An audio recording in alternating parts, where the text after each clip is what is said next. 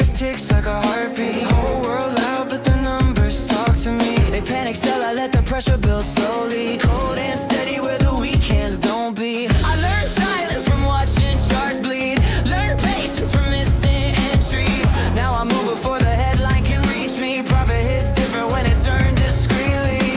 No hype, just timing. No luck, just climbing. They chase noise, I stay aligning. Follow, hold tight. Red days, green nights. No fear, all sight. We pray all night. They want fast, I want inevitable. They want hype, I want measurable. Stack small edges, make it scalable. Build calm out of unstable. Screens glow like confession booths. Market shows what you really do. Most fold when the pressure's true. I got comfortable seeing through. Rush, just levels, no noise, just signal. They play checkers, I play several.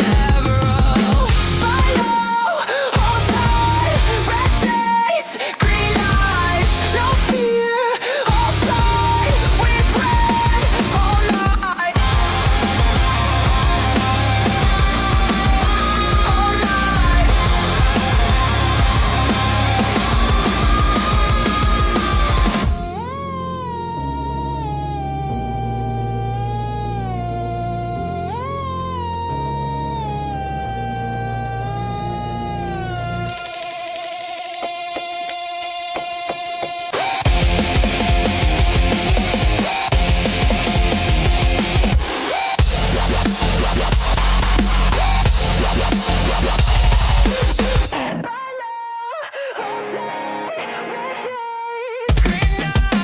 No fear, all sight. We pray all night. Hold tight. Red days, green nights. No fear, all sight. We pray all night.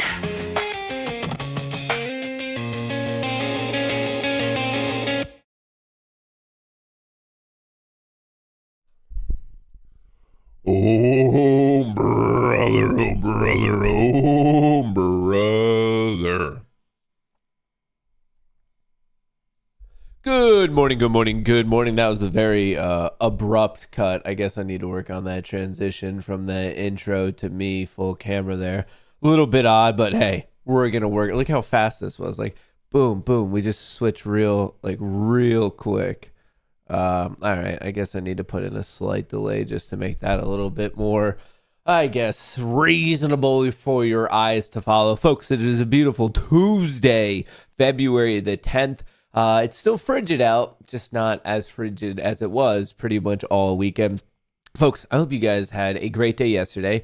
I found it to be a relatively easy trading day. I know many of you did, and I saw a lot of gains being posted in the Goonie Trading Discord. So obviously a congrats to everyone in there, and a congrats to all of you making that money. Folks, I'm hoping today is going to be as easy, as nice of a trend to follow, but obviously time will tell. We do have some major macroeconomic reports to go over, namely the retail sales. And then from there, we have some interesting news related to individual equities. Coca-Cola reported, CVS reported, Spotify reported, TSM has some news, so I want to go over that because TSM's actually looking really strong. Palantir is going up, not really news driven, but Palantir is looking pretty strong. Spotify had earnings. We have an update from Alphabet, aka Google, as it relates to, I guess, their call out on the risk of AI. So we're going to get into that. In terms of other individual news that I want to talk about, raise your hand. Have you guys seen what's going on with TopStep? TopStep used to be like an OG SIM-defunded prop firm. It was for the longest time, it was basically just TopStep and Apex. Like it was kind of just those two. And for a long time, that was like kind of the battle of who's the better one, who's the worst one. And obviously things ebb and flow, and obviously people's opinions on the internet are always changing. But as of late last night, early this morning, TopStep is getting its teeth kicked in.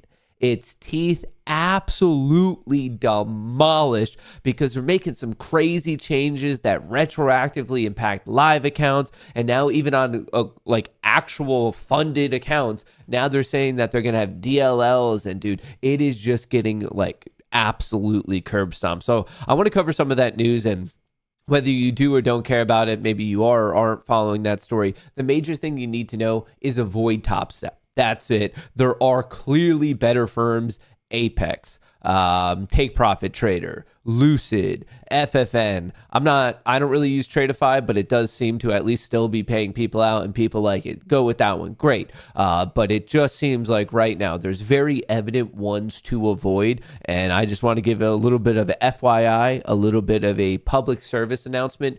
Avoid TopStep at all costs. They do not deserve a single dollar from you. The coaches at that firm should be embarrassed. The leadership, Michael, dude, nothing but a full-on scam artist. I'm telling you, folks, maybe you like the firms that I like. Maybe you do or don't, whatever. We don't have to agree on that one, but we can agree, and I'm going to show you the evidence of this.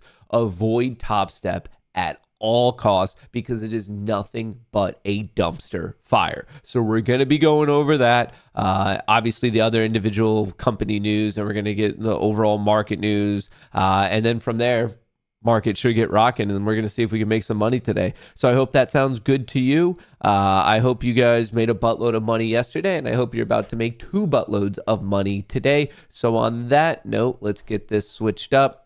Stock futures turned flat after Dow hits new record. So I covered this in the update video yesterday, but the Dow did hit a new all-time high. The SPY is very close. The Nasdaq does have some distance to go. The Russell 2000 is also very close to a record high. Gold is looking decent. Silver is looking decent.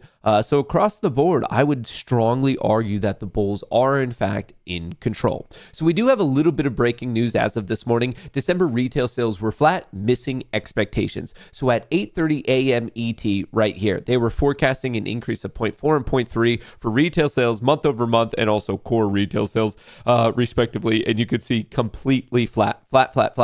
So not much going on there. And that's going to be the only major macroeconomic announcement of the day. So from here on out, it's a quote unquote normal trading day. Yes, you have some earnings that you might want to be paying attention to after the market closes. I'll be showing you that in a second. But just to throw it on your radar, this is a bit of an abnormal week. Generally, you get the previous month's job numbers the next month's first Friday. So for January, you should be getting it the first Friday of February, as in this past Friday. But because of that partial government shutdown, when we shut down for 4 to 5 days, the BLS said, cool, we're going to go take our coffee breaks at home, not do our work. So even though the government was reopened by Friday, we did not get those numbers on Friday. So because of that, they got punted to tomorrow. So tomorrow, 8:30 a.m., we are getting average hourly earnings, non-farm payrolls, unemployment rate, and then also in the afternoon, 1 p.m., we're getting the 10-year note auction. Fast forward to Thursday, normal Thursday morning, and then at 1 p.m., technically 1:01, the 30-year bond auction.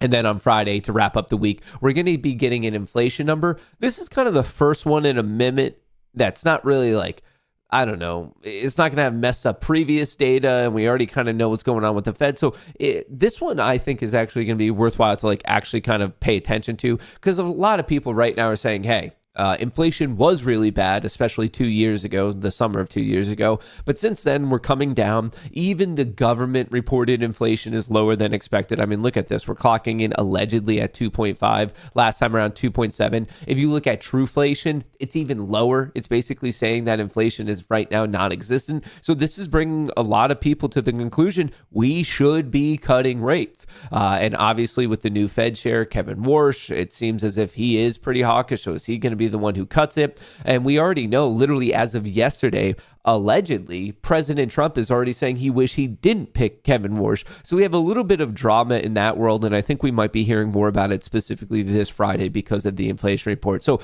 put that on your radar. Once again, coming back from my day traders, my scalp traders, that type of stuff, we did have an announcement today. It was at 8:30, so we're kind of already done with that. So hopefully, like yesterday, and this is one of the major things I was trying to drive home the point in the Goonie Trading Discord yesterday, is that it was like a pure technical trading day. As in, all we really had to do was watch the big money influences in options, check out the key levels, see how people were reacting to positive and negative gamma, and just ride the trend. There wasn't some like midday specialty announcement that took us all by surprise or anything like that. And I'm hoping, fingers crossed, that today is another day such as that. All right. With respect to individual equities, this morning we heard from Coca-Cola, CVS, and Spotify. After the market closes today, you might care about Robinhood. It's been getting very beaten up lately. I want to say it's gone from 140 down to 80. Lyft, Ford, Cloudflare. You might want to listen to those. We also already have Shopify's numbers. Spotify. Shopify is tomorrow. Unity is tomorrow. McDonald's is tomorrow. Cisco is tomorrow. QuantumScape later on this week. Coinbase is probably the next big one that you guys might care about. Pinterest, I could see DraftKings. So just want to put that all on your radar for things, especially if you're trading them, investing in them, you might be caring about that. Coca-Cola earnings beat estimates as demand for its drinks begin to improve. CVS tops quarterly estimates, reaffirms profit outlook as turnaround plan takes effect. So those numbers looking pretty good. Even though it's not really earnings, actually, we have one more right here. Spotify pops 10% on strong user growth and earnings beat. So with respect to earnings, the slate that we got this morning, honestly, pretty good. But what's even better is right here. TSM revenue jumps 37% in January as AI spending marches on. So TSM right here, that's why I already have it up. It's currently up 2.5% after gaining 1.9. And if you look at the daily chart on TSM, it's looking very strong. Like I'm talking new all-time high, strong, higher highs, higher lows, strong momentum, strong options flow, good news, ripping. So obviously, maybe the AI trade is a bubble. Maybe. But all I can tell you, the bubble is not popping today. But with that, there was also a little bit of negative news, or I guess you could say potentially negative. Check this out. Impossible. Taiwan pushes back against Washington's 40% chip supply relocation goal. In an interview, Taiwan's top trade negotiator described U.S. calls to relocate 40% of the island's semiconductor production capacity stateside as impossible. The statements push back on recent onshoring goals laid out by the Commerce Secretary Howard Lutnick earlier this year. They're saying it's impossible. The U.S. is saying we really want it. And if you really think about it, this is just my guess. I'm not a military strategist or anything like that. But if the U.S. can force Taiwan to do most of the development here stateside, well, that means if there ever is escalation in between China and Taiwan, we're not going to be so reliant on that situation. But right now, this little island, well, we care a lot about it because we do depend on it so much. So basically, they know that, so they don't want to bring the development over here. And once again, these are just my best assessments of the situation because they always want the protection from the U.S., from China. But all of a sudden, if we have the development over here, are we going to be so quick to get off the couch and defend them? So they're not going to want to bring it over. They're not, but we're going to see how that all ends up playing out. So right now, obviously, TSM is looking good generally. Actually, let's go to SMH. This is the ETF for semiconductors, almost at an all-time high. So to me, this is another clear, measurable piece of data, empirical evidence that the AI trade is alive and well. Higher highs, higher lows. If you want to play it in a degenerate faction, you could look at Soxel, which is the semiconductors, but it's 3x leverage. Once again, it's just ripping. Year-to-date returns right now is actually 42%. Holy cow, I did not realize that. Soxel, the 3x leverage of the semiconductor industry. Semiconductors is the fancy schmancy name for all those like high-end processing chips. That's what we call them, semiconductors. 42% return. Wow. All right, well, I guess AI is here to stay. I did not realize it was up that much. Not an AI play necessarily. Palantir trying to recover. Tesla also trying to get out of this downspin. Microsoft is clearly, in terms of the big guys getting hit, Microsoft 555 down to 417. This thing needs to turn around eventually. Google, it's at its 50 EMA after hitting an all-time high. AMD going the way of TSM and NVIDIA showing a little bit of green this morning. Meta, aka Facebook, it did pop, recovered to its equilibrium, and we're just kind of chilling there now. Amazon got crushed right before its earnings, almost as if someone knew something and kept going down. Apple trying to recover, not that far from its all-time high. Avago looking like the other semiconductors attempting to recover. ASML, this creates the machinery that is used to create all those chips. So it's in the world of AI. It's just a little bit more upstream, pretty much at its all-time high. Walmart looking decent. Rumble releasing shorts. A little bit of a round of applause for everyone paying attention to Rumble. Rumble up 8% yesterday on the announcement of shorts coming out this week. So basically their own competition to Reels and TikToks and that type of stuff. Netflix still continually getting beaten up. Oracle bouncing yesterday, but overall not looking good. DJT overall not looking good. SoFi overall not looking good. Hood has earnings after the market closes today, but the stock's getting beaten up, and clearly the market is saying, hey, we don't want to mix our gambling accounts and our brokerage accounts. And when I say gambling, I mean sports gambling, event-based gambling, and our trading. Clearly the market not so stoked about that. MicroStrategy getting messed up with the decline in Bitcoin. Coin getting messed up with the decline in Bitcoin, but it does report after the market closes on Thursday. Hut, this is a mining company actually looking pretty good. CoreWeave trying to recover. Open, this is a pump and dump scam from that Jackson. What was his name? Something Jackson, but this is just another pump and dump scam. Eventually it's going to collapse in my humble opinion. You have some quantum computing not looking so hot. Leverage Bitcoin, IONQ, Irene, just not much movement there. Oklo showing some weakness. Texas Roadhouse showing some strength. Ripple getting demolished. Solana getting demolished. Ethereum getting demolished. Bonds trying to recover. Right here, little bit of excitement as yields are coming down. Bond prices going up. Oil is just chilling at 65. Tensions with Iran are getting a little bit higher than people want them to be. So that's pretty much your skinny on the situation. So with that in mind, I do very quickly want to circle back to Alphabet. Where is it? Google right here. As you can see, I have alerts set on this reaction from Thursday. When I say reaction, obviously a bigger range day. So I'm looking at the high, I'm looking at the low. If it can hold this 50 MA and start to go back up, I really like that as a bullish play. Higher highs, higher lows, strong momentum. This is a short-term pullback. This is such an evident play if it can recover. It's a if-then statement of just IFF for those of you who studied math. Like, if we can bounce off of this, if we start to take out 330, 332, I'm looking at the retest of the all-time high. I love the setup. I just think it needs a little bit more patience. And on that note, Alphabet seeks $9.4 billion from pound Swiss franc bond sales. So they're doing a little bit of money movement here. So just want to throw that out there for anyone paying attention to Alphabet, aka Google. If you haven't already, sign up for the newsletter, mattkohrs.locals.com. It's in the description of the video, 100% free.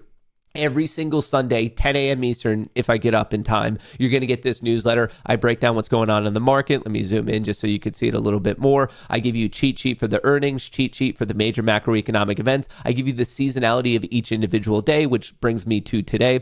This is 27 years, 28 years worth of information. Over the past 15 to 18, it's been bullish. So if you go way back in history, it was dominated by the Bears. And then about 15 to 18 years ago, the Bulls started to dominate. So it's a 50-50 game, but I like that recent trend. So the bias is leaning bullish. Just so you know, remainder of the week, Wednesday, tomorrow is neutral, Thursday is neutral, and Friday is actually very clearly bullish. So just want to put that out there for everyone. Once again, mattkohrs.locals.com. It is in the description of the video. So we get through that. Let me get the overall market right here. Let's go to daily. Cool. We did this. Let me get ready. I just want to prep up for market open. Let me know in chat, what do you guys want on the screen this morning? I was looking at TSM just because I thought it had interesting movement. Same thing with Palantir, but I'm more than happy to put up on the screen whatever you guys think is going to be exciting out of the gate. So what do you guys want in the top right? What do you guys want in the bottom right? As you guys are, I know there's like a 10-second delay. So as you're answering that, obviously I'm going to be showing you the options flow, S&P 500, Mag 7. Why is this one?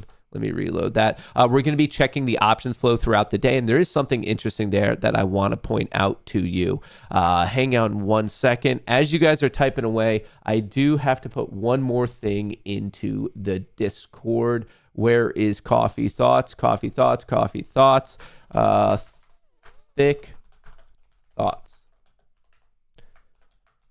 No change from yesterday. My bias remains strongly bullish. I will be looking to buy all dips until proven wrong. All trades will be posted ASAP. Godspeed. All right, forgot to put that in there, but I forgot about it because really there's not much of a difference, folks. It is bullish. It is bullish. Okay. Someone said NVIDIA. Let's talk about Howard Lutnick. There's growing pressure on the administration to boot him because in the past he said he didn't really have ties with Epstein, but now there's clear-cut evidence that he had stronger ties than he was letting on. So that's a bit of an awkward situation. What's going on with the Apex accounts? That is a good question. Let me show you over here. They're frozen. I can't trade them, not only for the older 15 accounts that started with 50K, but even for the newer accounts that started with 150K. So the older ones, the newer ones, I can't touch them. I'm frozen out. And the way I'm frozen out is it basically says my current trading size is set to 0. So even when I try to trade one contract, it says I'm exceeding my size. And this is the normal process. This is what happens when you request a large amount. Folks, I'm requesting $1 million single payout. I'm not saying $1 million in aggregate after all the payouts. I'm saying this one payout is $1 million. So whenever you get to this large level, they have to go through a very serious process of KYC, know your customer, a very serious process of MLA or AML, anti-money laundering. They have to review all my individual trades to make sure I didn't break any rules. They have to make sure you're not connecting to some remote server and high frequency trading. They just have to go through a full process. So you're just frozen as they are completing that process. This is anecdotal. I don't have like the exact evidence on this, but speaking to people who've gotten in excess of singular 7-figure payouts, as in above $1 million in one payout in the past, it can take anywhere from 1 to 2 to 3 weeks. It takes time. So I will give you the update when I have the update. All I can tell you is I hit my goal of making $1 million net profit at one moment. Obviously, I'm above that when you count the payouts for these accounts alone, but I'm just saying right here, the current state of the accounts, like just snapshot, it's just over $1 million. I think it's $1 million, maybe in an extra 23 grand, especially if you count the newer accounts, the 4K, 4K, 4K, 4K. If you don't count those, I think it's $1 million and maybe like 3 grand. Like I'm just over the $1 million. But other than that, I'm just waiting. I'm just waiting on that one. So we're going to be finding out. Obviously, I did that all with Apex. Right now, I'm trading FFN. I'm trading Lucid. I'm trading Take Profit. Let me get out of this because I literally can't trade them. So just to clean up the screen. So right now, just so you know, Apex is running a pretty gnarly deal, 80% off with code Goonie. I believe for the 150K accounts, if that's what you want, you could be all in for $175. So very good deal. And then a little bit more pricey than that, but it does have a different set of rules as TPT. So right now, code Goonie, 40% off, no activation fee with TPT. And then for Apex, 80% off the eval. So that'll bring it to like $80, but then you have to pay the upgrade fee, which is going to be like another 85 or something like that. So code Goonie will work on both. I like both of these. I like Lucid. I like FFN. That's what I'm using. The one I could tell you I don't like is TopStep. As I kind of started this, it is horrible. I put this out this morning. Feel free to check it out, but we got to cover this. For some odd reason, TopStep is currently speed running the collapse of their company. Michael, who's the CEO, is nothing more than a scam artist. All the coaches are enabling the scam and should be embarrassed. As a trader, run away from TopStep as fast as possible. So not that long ago, right here, you can see June 18th, 2025, not even a year ago. This is from the CEO of the company. We will never have an intraday trailing drawdown rule that busts you out of profitable positions in the middle of your trading day, losing your account just because it pulled back a bit too much. If that happens, make sure you switch.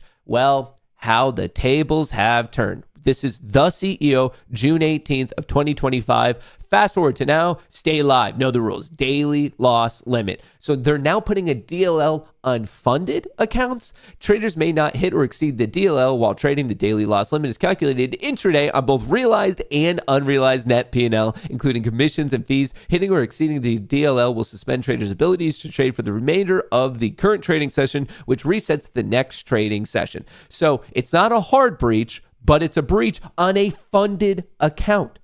On a funded account. Once again, it's not a hard breach, but it doesn't make sense. Like, I've always said that I thought the DLL rule was the dumbest rule ever, whether it's an eval account, whatever. I'm just never going to agree with DLL because already they're not giving you that much of a buffer just for the max blowout. And then when you put a DLL, which is usually 50% of that, just the odds to be successful as a trader really drop. And the fact that they're attempting to put this on a funded account is the most insane thing ever. And of course, you could read it right here. Risk management. The path to reduction is designed to help protect your live funded account during periods of drawdown. If your account balance takes a large drop from the highest balance, our risk team will review performance and may reach out with a shoulder tap. So once again, we are talking about live funded accounts. I understand it if it's like in the sim world and like you're trying to figure those types of things out. Of course, like I know they're like, we want to partner with good traders, but in reality, they're the casino. They hope you go bust so they can keep your money. But once again, we are talking about live funded accounts, and now they're trying to put a DLL there. It makes no sense whatsoever, and it's literally exactly opposite of what they said they would do. I actually find this point to be the most damning. And in reality, let me show you what is going on. They just got caught with their pants down. Is it Brett? Wait, who is the Tradeify? Is it Brett? Who is the Tradeify CEO? Who is the Tradeify? No. Folks, help me out. What's his name?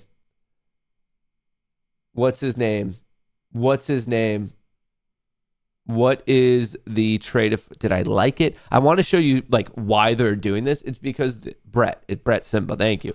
Brett. Why is it not? Did he ban me or something? There we go.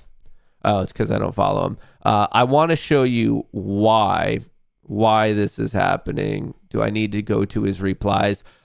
You can see their traffic and whatnot on TopStep. They just got taken to the woodshed in all of this metal trading. So they're doing everything in their capability now to stop people. This is Feb 6. Is it JMU that I need to go to? I want to show you the actual information because JMU, is it ED? Maybe I liked it. Nope, it's not this, but even this. TopStep moves you to live with only 20% of your account balance. You have to hit milestones to unlock the rest. Like, they're just doing all this stuff, and their fucking coaches are the dweebiest little people in this world. It's insane what is happening right now, and they are truly speed running the collapse of their company. If you are on TopStep, get off. If you're thinking about signing up for TopStep, don't do it. Why can I not find this particular thing? I swear Brett was responding to it. Brett. It really does not want to bring up Brett Simba whenever I type this in. Was it his replies here? No. Obviously, they're using all of this. To be fair, it does say losing your account, but still funny. Yeah, the biggest part here is it's one thing if you started with these rules, but applying the rules retroactively, and also when it's specifically against a thing that you said you would never do, it tells you something's up. And JMU trades. This is what I was looking for. JMU trades right here. I want to show you. No. Dude, everyone's popping off about this. Dude, in Lucid, official announcement on the state of GC and SI, dude, or SL, they're clapping back. But JMU had the right here. Where was the information? Yeah, these coaches, they're not going to say anything. They're just enabling this scam. Where like they're getting destroyed on Trustpilot, obviously, rightfully so. It's just they're making the worst decisions, and it's the downfall of an OG1. I never really used them because I always thought that the CEO, Michael, was just like an absolute ass. He was nothing but a clown. So that was just my thoughts on him, which is why I never used it. But now seeing how it's going, they're kind of getting what they deserve. Like, folks, out of all the prop firms that you have available to you today, lots to catch up on. Jumping on TopStep TV. Dude, this is nothing but damage control. Insane. Dingity ding ding ding. Dingity ding ding ding. The world's largest casino is now open. Best of luck to all. Play responsibly. And if not, have fun. So that's your little public service announcement. TopStep, nothing but a scam. If you are giving them your money in an attempt to maybe do well trading, it's nothing but a mess. We want to quickly address the confusion regarding the changes that we made to our live funded account program and highlight main changes. Some of our competitors have misconstrued our changes and altered the narrative. We want to no, you altered the narrative. You messed it up. Changes are not made retroactively. They will impact live accounts created on a go-forward basis. They only changes because people freaked out. They wanted to do it retroactively. Importantly, TopStep will give traders access to the highest total balance in live accounts in the industry. Our competitors that share this model significantly limit the available balance in live and their starting balance in lower than ours by a factor of 3 to 10x. Trading gives traders access to 50, 100. So once again, this concept of they're not giving it to you, but whatever. I'm not going to get bent out of shape on that one because if you're getting payouts, you could then use the payouts to fund your own account. TopStep traders will begin with up to 20% of their account value and scale up from there. Once again, I think it's stupid, but I get it because it's just their money. It's not actually coming from the market. And really, you could take the payout money and fund your own account. So whatever. DLL, nothing has changed for our DLL approach. TopStep has never and will never move the intraday trailing drawdown methodology. There will be no changes. They did change this. Once again, the DLL on a live account is stupid. Once again, it's a soft breach. I want to be clear. It's not a hard breach. Not like you're going to lose your account if you hit the DLL. But the DLL, in a general sense, it's predatory. Anyone who thinks that the DLL is a reasonable thing and like it helps you, it's one thing in your own trading. If you want to use a DLL to kind of like protect yourself and be like, you know what, I'm going to stop it. But it should be self-imposed, not imposed from the company. And I get it. You could be like, oh, but actually TopStep, if you use their platform, there is no DLL. I don't want to use their platform because it's trash. Their TopStep X project, whatever the hell you're going to call it, it is down more often than it is up. So yeah, you can use that platform if you never want to be able to trade, but I don't want to use a shit piece of tech. And also, this is all a piece of technology being pushed by a company who they want all of these prop firms to, this is what the CEO wants from TopStep. He wants all of them to come together, all these firms, so they can monitor their traders on other people's platforms to see what they're doing over there, to see if they're hedging or something like that. They want to give up more of your information. Like they want it to become this caboodle of trading, and it's all being led by this. It blows my mind that anyone could be trusting this company or this platform whatsoever. It's one thing if you had one other option, if you're like, okay, I have Apex and TopStep, and maybe you like one or the other. But now that you have Apex and Lucid and FFN and Tradeify and Top One Futures and Legend Trade, like the list goes on and on and on. So as soon as you get like, hey folks, where there's smoke, there's fire. If there's a little sense of something maybe being suspect, why would you do it? Why in the world would you possibly do it when you could just go to other ones that don't have to every single day defend their rule changes, defend their whole ecosystem going down, their whole technology platform, the coaches being the worst coaches ever. None of them are making money. They're all clowns. They're the biggest fucking dweebs in the industry. The whole thing is insane. And all I have to say is if you choose to use TopStep, understand the massive risk you are taking. Understand the gigantic risk you are taking if you give TopStep $1 of your hard-earned money. Only changes is in the beginning balance. Traders now scale up and scale blah, blah, blah. No change to payout policy, DLL calculations. The fact that there's a DLL anyway is the dumbest thing ever. It's a scam, folks. It's an absolute fucking scam. So if you want to do it, whatever. I did my job. I gave you guys the public service announcement. And from here, you're adults. You're adults. If you want to use your money on it, have at it. But don't say I didn't warn you. Don't say your boy didn't warn you.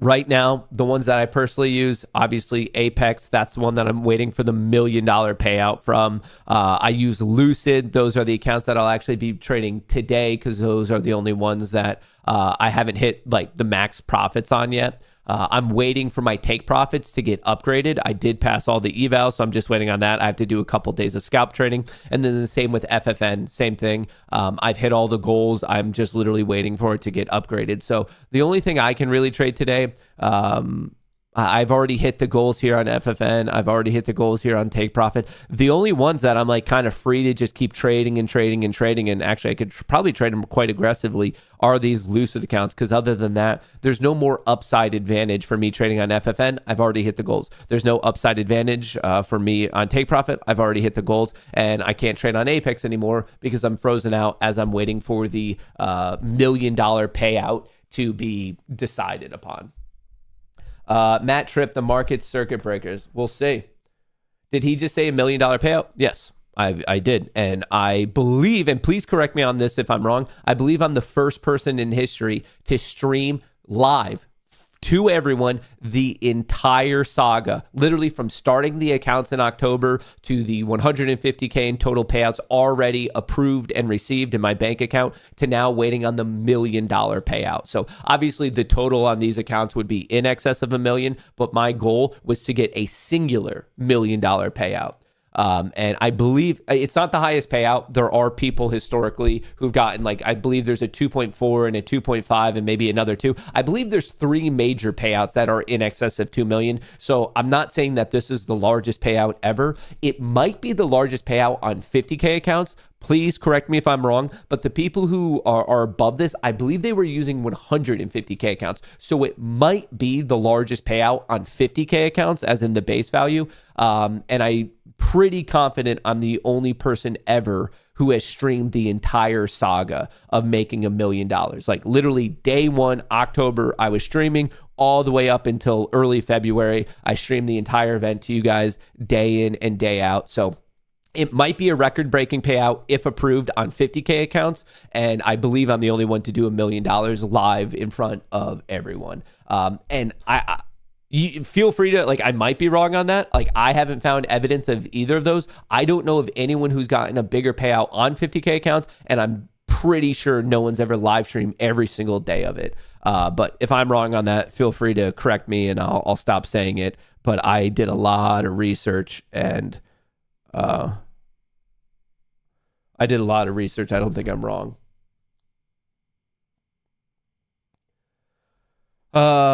Apex better pair, boy. I mean, in the past, I'm pretty, like, when I know I'm gonna get denied, I'm just to show you guys right here, like, denied. I'm pretty, like, forthcoming with the fact that if you watch these videos, the 2 times in the past I got denied by Apex, I was pretty honest and earnest about it. Like, I let you guys know, hey, I broke this rule. I know what I did. I knew about the rule. This is on me, and I owned it. Like, I feel like I'm pretty forthcoming when I mess up. I can honestly say, ever since this one that I guess I posted 2 months ago, that I don't think I broke any rules. Like, I feel like, hey, yeah. I mean, the obvious one at this point is the MAE, the maximum adverse excursion. Basically, how big is your unrealized drawdown? And at a certain point, it starts off at 30%, then it goes up to 50%. Ever since I broke it that second time, I have not broken it. And in terms of other rules, I didn't break. Like, I can't think of a rule that I would have even come close to breaking. So I think I'm going to be good, but it just takes time. And the fact that it takes time isn't really, to my understanding, like, indicative of something nefarious going on. That's just not true. That's not how this works. Every single person that I've talked to that's gotten a large payout, let's say in excess of $500,000 in one payout, it just takes time. They have to review everything. So the fact that it's taking time, it doesn't seem to indicate anything. It's just like literally an aspect of the process. It just is what it is.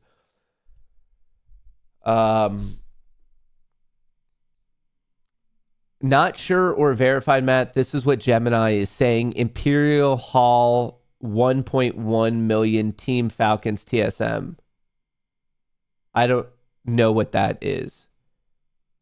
For what though? What's the account size? How many accounts? And it might be true. I guess I'm trying to understand the message. Imperial, that's the name of the account, Imperial Hall. Team Falcon. What do you mean team? I guess I'm just not understanding it. That's an Apex Legends. Oh, Apex. Okay, it sounds, that's funny actually. It sounds like you're, it looks like that is for a video game.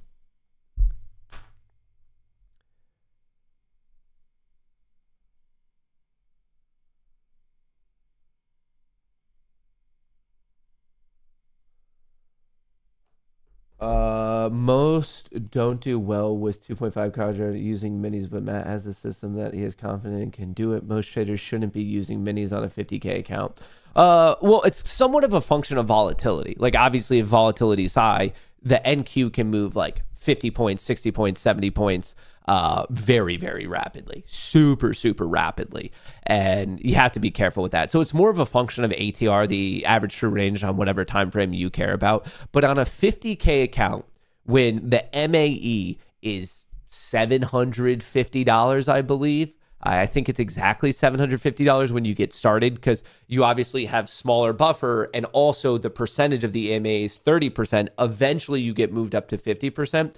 But when you first get started, the MAE, you can't have your unrealized drawdown go above $750 without breaking one of the rules. Once again, it's a soft breach. You don't lose your accounts, but they are going to delay your payout until you go for a period of either 8 to 10 days, and then you could do it. So what I do to avoid it is right here. I set up an ATM strategy kind of in the middle top of your screen where I just auto set what the extreme is. And then that's just where my risk is set so I don't break it. So that's, I guess, like one strategy that I've used to try to stop hitting the MAE. So I just want to put that out there, like something that you guys could use just because it can get away from you rather quickly. I just felt like doing a super chat for nostalgia. I've been watching you since pre-MC days. I'm very proud of your success. Keep driving on, brother. Dustin, that is so incredibly kind.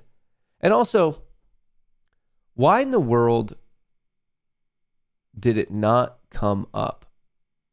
Hang on. I know I just disappeared. Let me, hang on. That was, I keep getting logged out.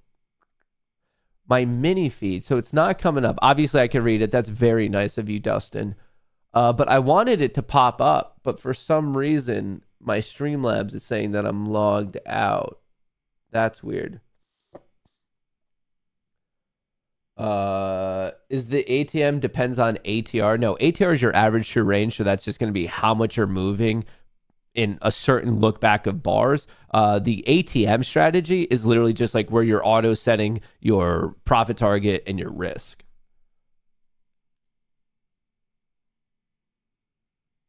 I trade ES and I'm trying to figure out the fastest way to pass evals 1 to 2. The fastest way to pass evals is to, at least on Apex, degenerately go long contracts, your max contracts in one account, and degenerately go max contracts short in the other one. Most likely you're going to blow out of one account and pass the other one. That is a very degenerate strategy. It's time efficient. It is not financially efficient, and you can only do it to pass the eval. If they catch you doing that on a performance account, they will not approve your payouts. So you can literally only do it to pass evals. You cannot use that type of degenerate max one way, max the other way for the actual payouts. But also, why would you use ES when in reality you'd probably want to use something that you need less of a movement, because the entire point of you maxing it out is just to get the most minimal movement possible for you to pass the test. So you could probably use something that moves a little bit more aggressively. I say that hesitantly. Well, you could have used Silver. Silver is now banned on Apex.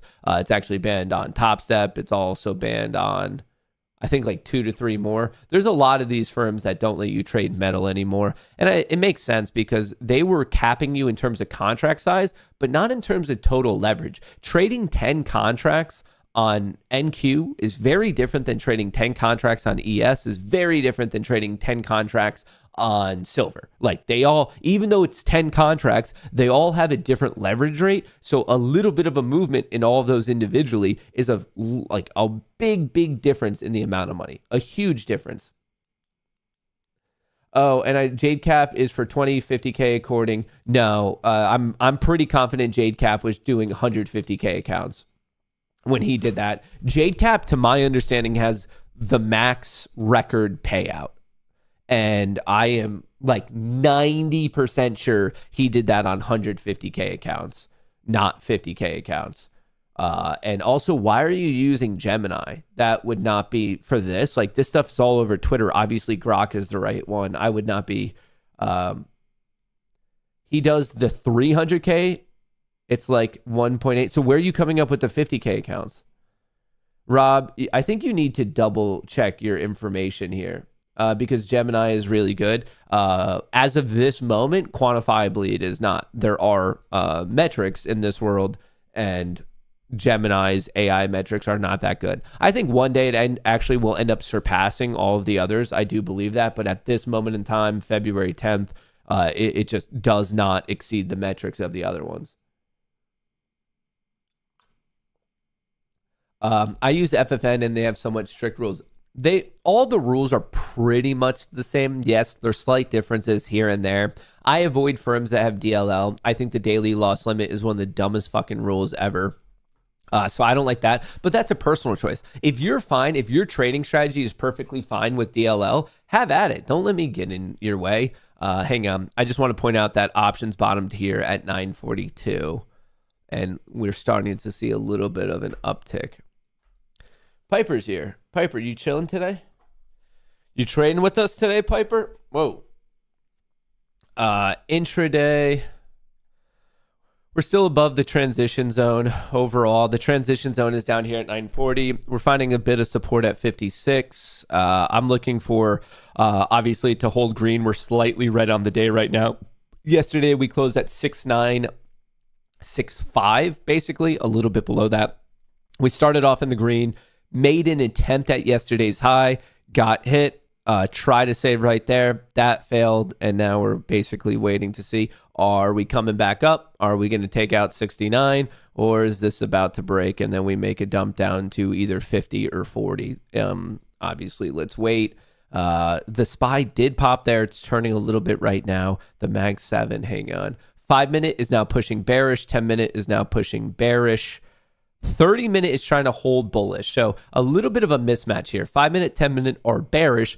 30-minute is questionable. So we might need to wait for this bar to close and see where we're at 10 a.m. 5-minute, 10-minute are bearish on NQ, and actually the 30-minute is pushing a bit as well.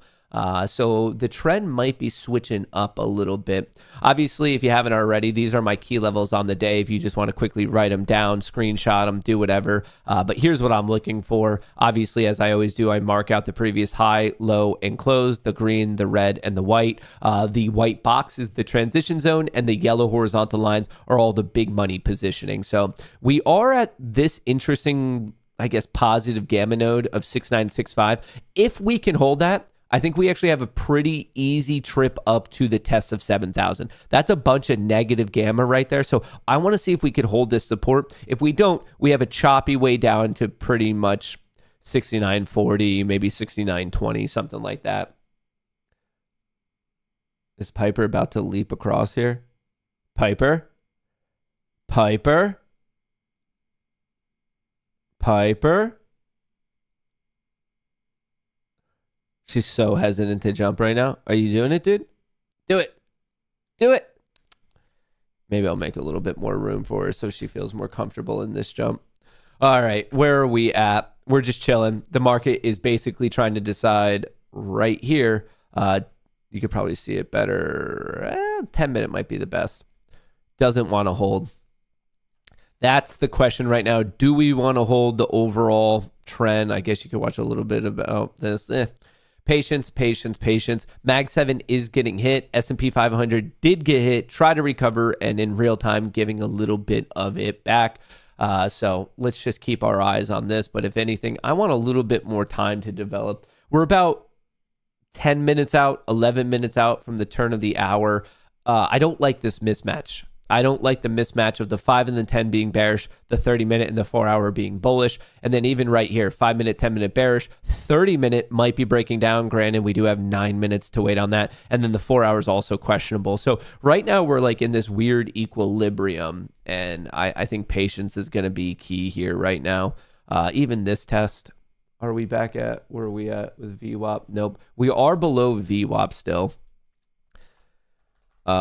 Maybe a little bit of a double top here. Maybe it's a quick VWAP retest. That's 340. We're trading at 310. It's not the worst trade I've ever heard of. It's not the worst trade I've ever heard of.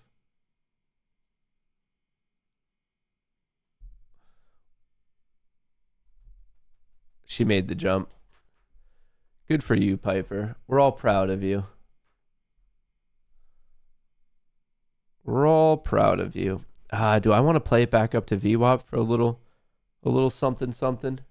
Is anyone thinking about playing the VWAP retest, or are we not even going to get there? What are we doing? What do we have here? What do we have? All right, VWAP is up there at 340.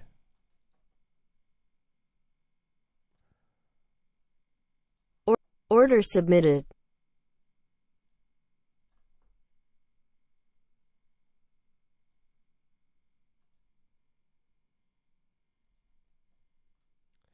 Just doing one little contract, just saying this is a basic run-of-the-mill trade. Obviously, the market got hit. You could probably see it better here on the 1 minute. We're maybe making a recovery to 50% of today's range. A little bit of an overshoot about that is a recent high. It's also the VWAP level. So there's a couple things coming to fruition here that makes me think I could just get a quick little, I guess, $400 off this trade. Just something to start the day. Nothing too crazy. Reasonable risk. I'm not risking that much. I have a reasonable target. It's a recent intraday swing high. It's a VWAP level. It's a slight overshoot of the 50% retracement on the day. So like there's a couple things here that I like it. But most importantly, rather than predicting will this happen or not, I like the risk reward. I'm just not risking that much.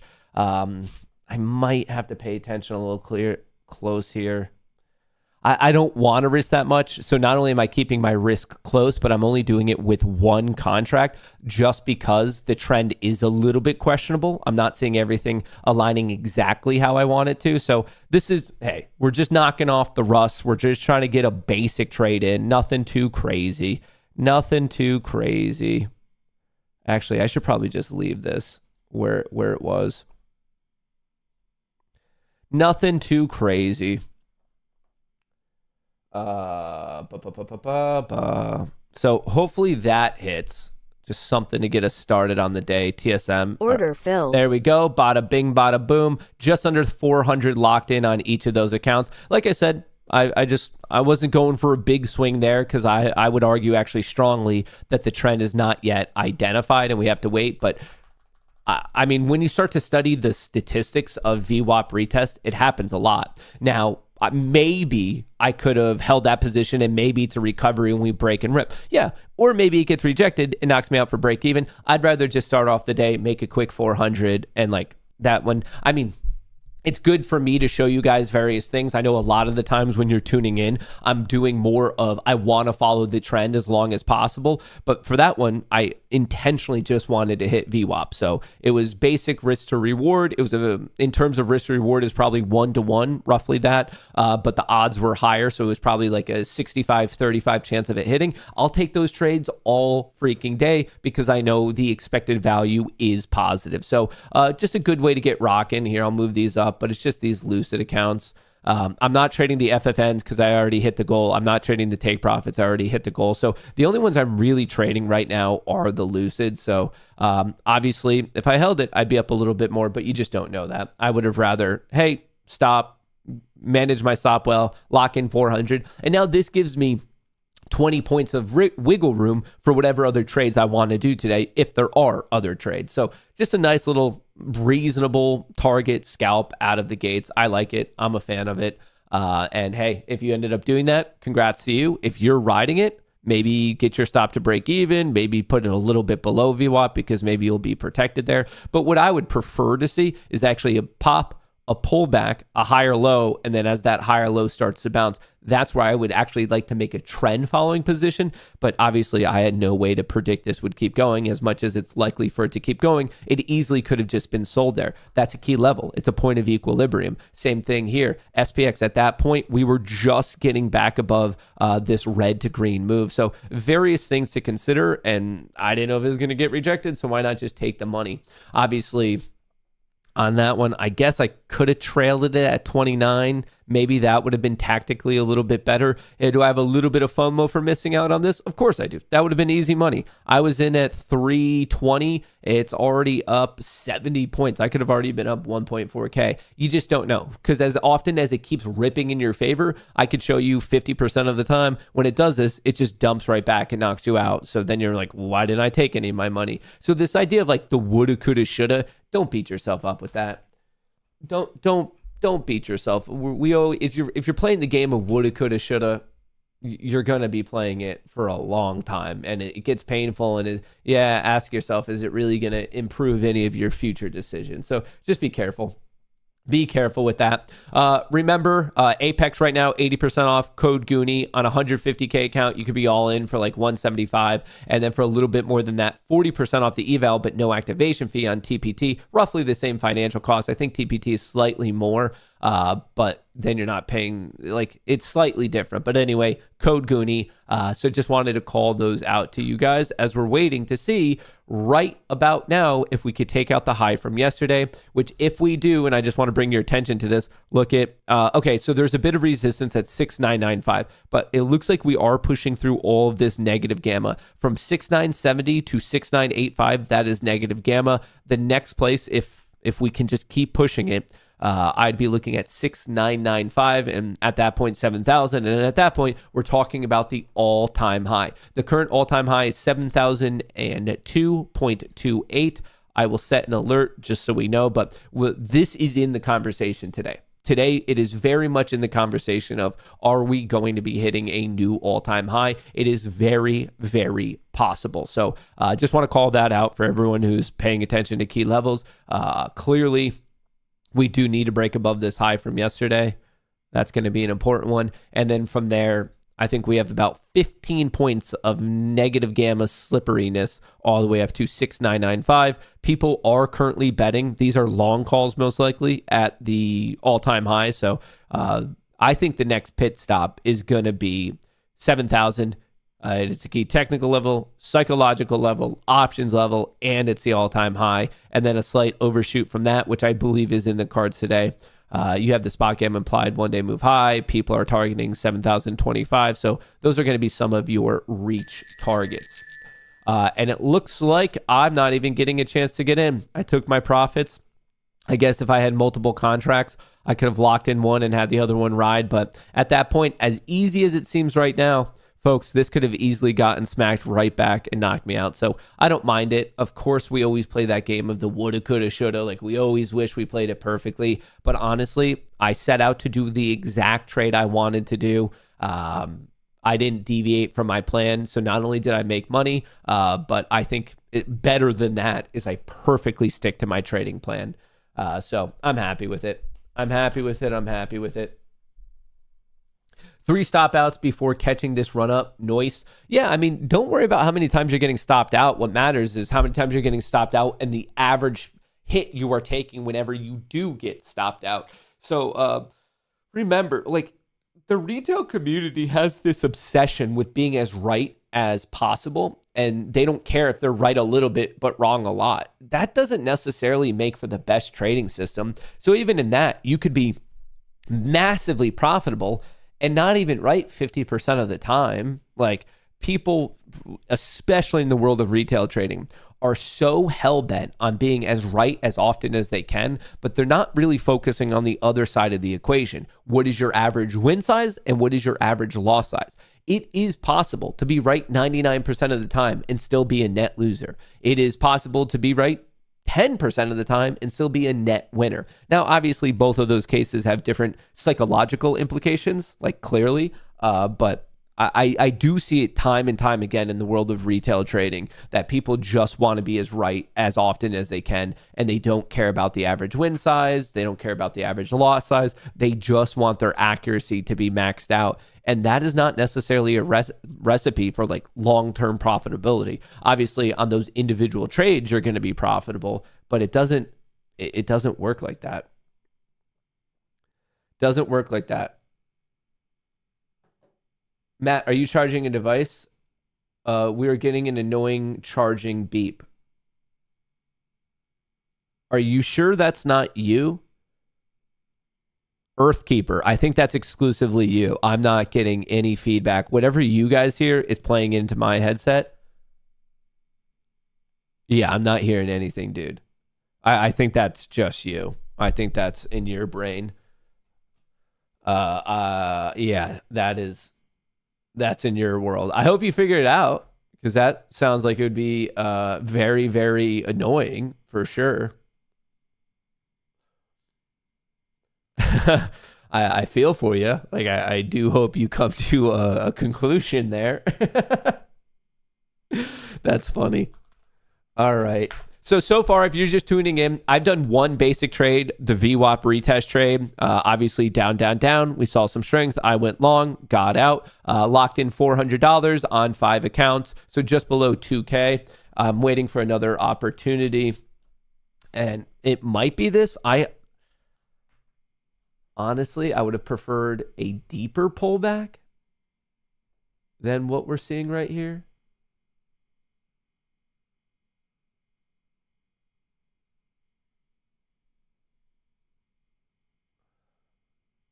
I really would have preferred a deeper, like, this is percentage wise for this pump. I kind of wanted it to come to a minimum back to 615, ideally 614.50 on the Qs here. This is a dip for ants. A dip for ants. Silver is getting hit. Gold's getting hit. I wonder if this is just going to keep getting rocked. Bitcoin is not doing so well. Microsoft is actually finally showing some strength intraday. A rare one. All right, let's get some lo-fi music going on here. Lo-fi and chill.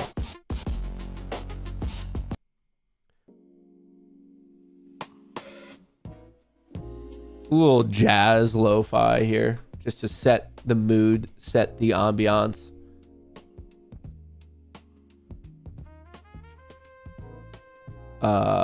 With Matt, want to grab a VWAP bounce. Yeah, big dog, I'm there with you, but we're pretty far away from it.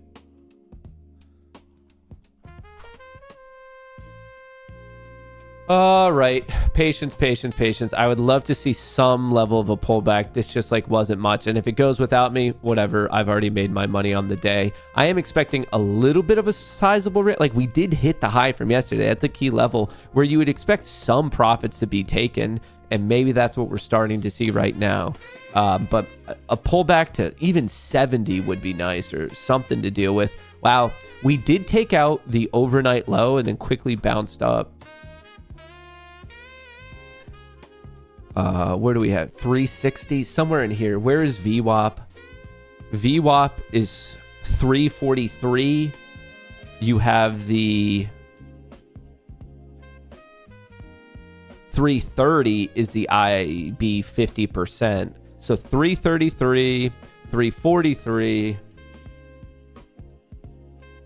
The bottom of this is 360. So somewhere between 360 and 330 is where I would like to see a dip. I want to see a higher low be put in there and then for it to start to recover. Now that's it. Like if I could wave a magic wand and make that happen, to me, that would be the perfect trade. It might not happen, and there might be a different tradable opportunity. Like that's obviously possible for all I know. We sold off, we pop, we consolidate, the consolidation breaks to the upside, and you're just risking the consolidation low. Yeah, that also might work. I'm just saying in terms of what I would perceive to be a textbook play would be a dip between somewhere of 360 and 330, this like smaller right here. I want to see a dip there, consolidate a little bit, we start to break back up. That would make it just a little bit less risky, I suppose, just because this pullback is not much. And that happens. Like I'm not ascribing any level of probability, and maybe this is the play. I mean, we're just at 400. There are a lot of buyers down here at 370. The point of control where most volume's been traded is now 400. So this might just be unbridled bullish aggression. Mag 7 started to bounce a little bit. The SPY is holding after a bit of a pullback here. This just might be it. The question is it worth the risk? That's the real question.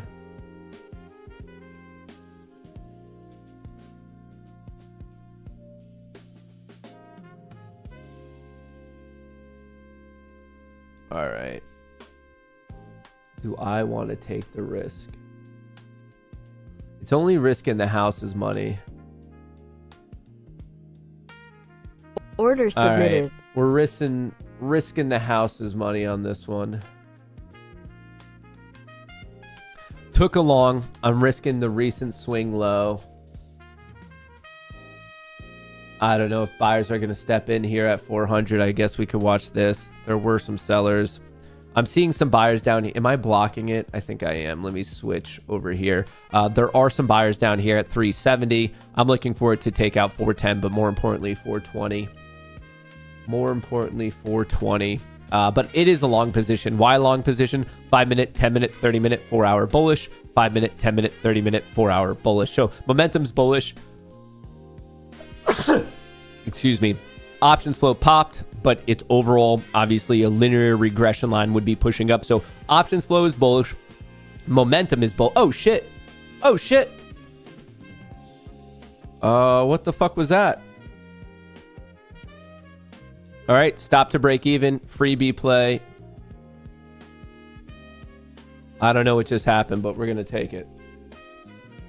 Easy peasy lemon squeezies. See, that's what a little bit of the lo-fi gives you, no? Oh my God, that candle. Was it my sneeze that caused this candle to rip?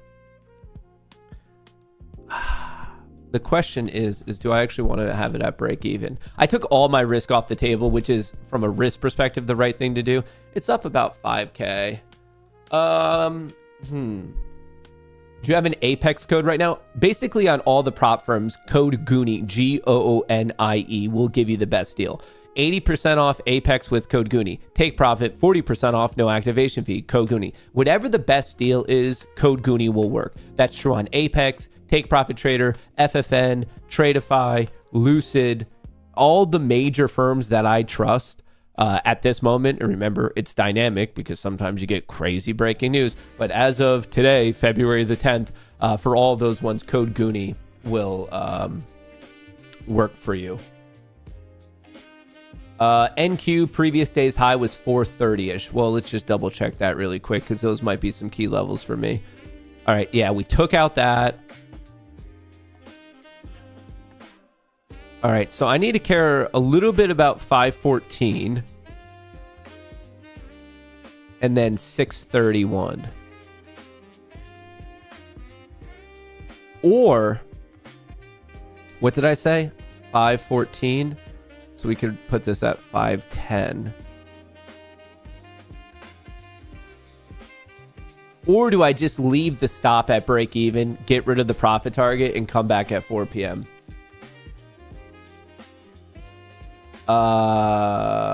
Fun fact, Code Goonie even works on TopStep. I don't think it does. And if it does, they just made that. I don't have dealings with them. I think like 2 or 3 years ago, I bought an eval when I didn't even know what prop trading was. And then I learned a little bit more.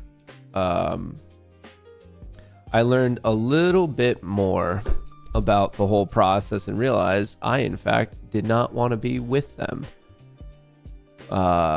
It just seemed overly predatory. And that was even back in the heyday of like a lot of predatory shit happening.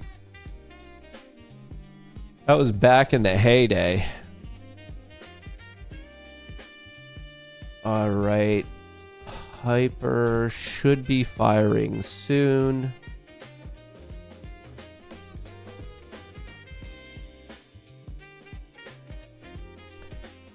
What is today? Today is the 10th. Yeah, it's going to be firing soon. It hasn't fired quite yet. Bullish, bullish, bullish. Okay. A little bit of just send out some of these key levels that we could watch. Like to check multiple time frames. Folks, I don't know what to tell you. The next stop, 90, 95, and then from there, people are actively targeting the all-time high. We are potentially seeing a new all-time high. You should trade TopStep to take money from them. No, because they're predatory. They're going to do anything they can to not pay you out. They are going to bend the rules in whichever way they see fit to attempt to not give you your money. Mag 7 is recovering. SPY is looking decent. All right, let's see what the next leg is. Obviously, from a technical perspective, I hope the low that we saw at roughly just the turn of the hour does hold. Okay. Piper just fired on that push. If you're in the Discord, Piper just fired. Once again, if you're in the Discord, Piper just fired. Let's see if I want to take a trade. Let's see. Does your boy want to take a trade today? Let's see. Oh, what premium are they offering today? You know, can we go shopping on discount?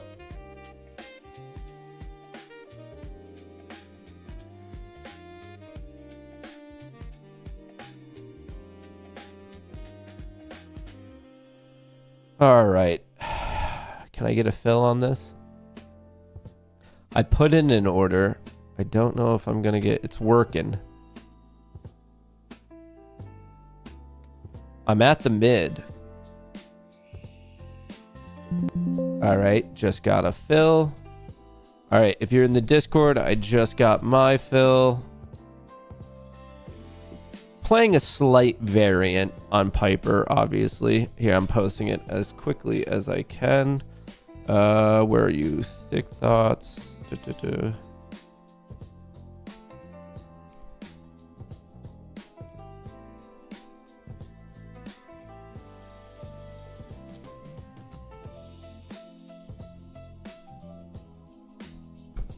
All right. If you're in there, Piper's already fired. I put in my options trade. And then in terms of futures, you guys know that my stop's already at break even. So we're just playing with the house's money at this point. Hopefully it's another just like chill day like yesterday where we can just play it up to the all-time high, lock in our profits, and then move on with our Tuesday. Hopefully it's one of those. Oh, is this coming back down to me?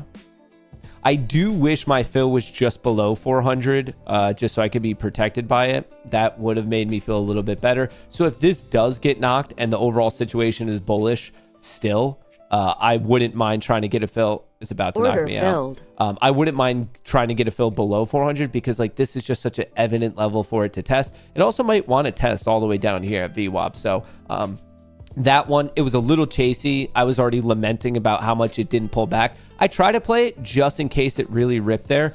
I just didn't get lucky. It just wasn't a deep enough of a pullback. So I'll watch it. If it swings right here, if it has a double bottom off of that, yeah, and Icarus fires, I'll happily take it. Or maybe I just need the patience and maybe we wait for the VWAP retest. That's also completely acceptable. So we'll see how it goes.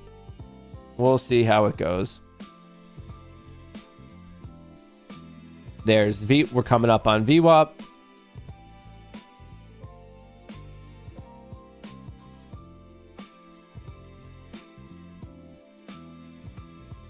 Coming up on VWAP.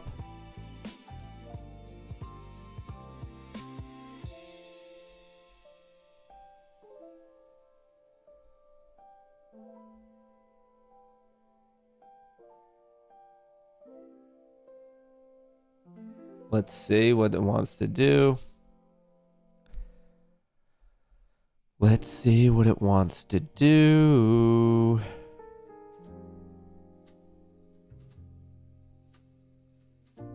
All right, I'm getting some risk targets in there, but I think we're good.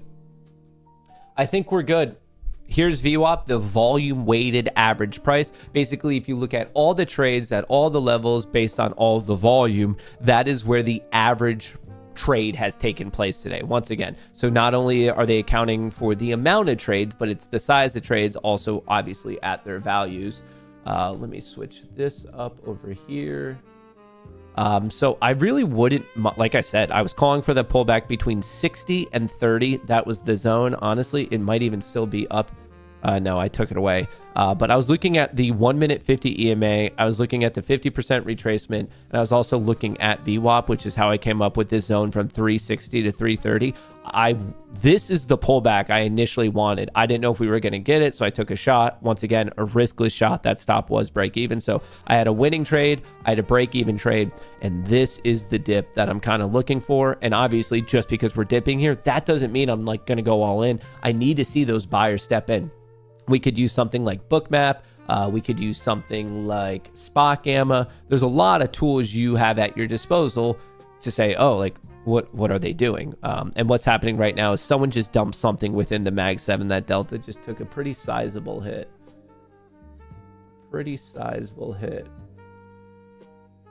VWAP is 350. We're trading at 376 right now.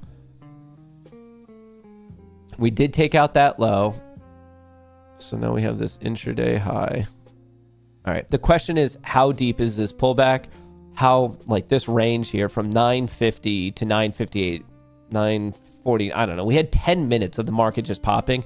How deep into this range? Just green bar, green bar, green bar, green bar, green bar, green bar. How deep into that range is it going to really pull back? It looks like they might be stepping in a little early.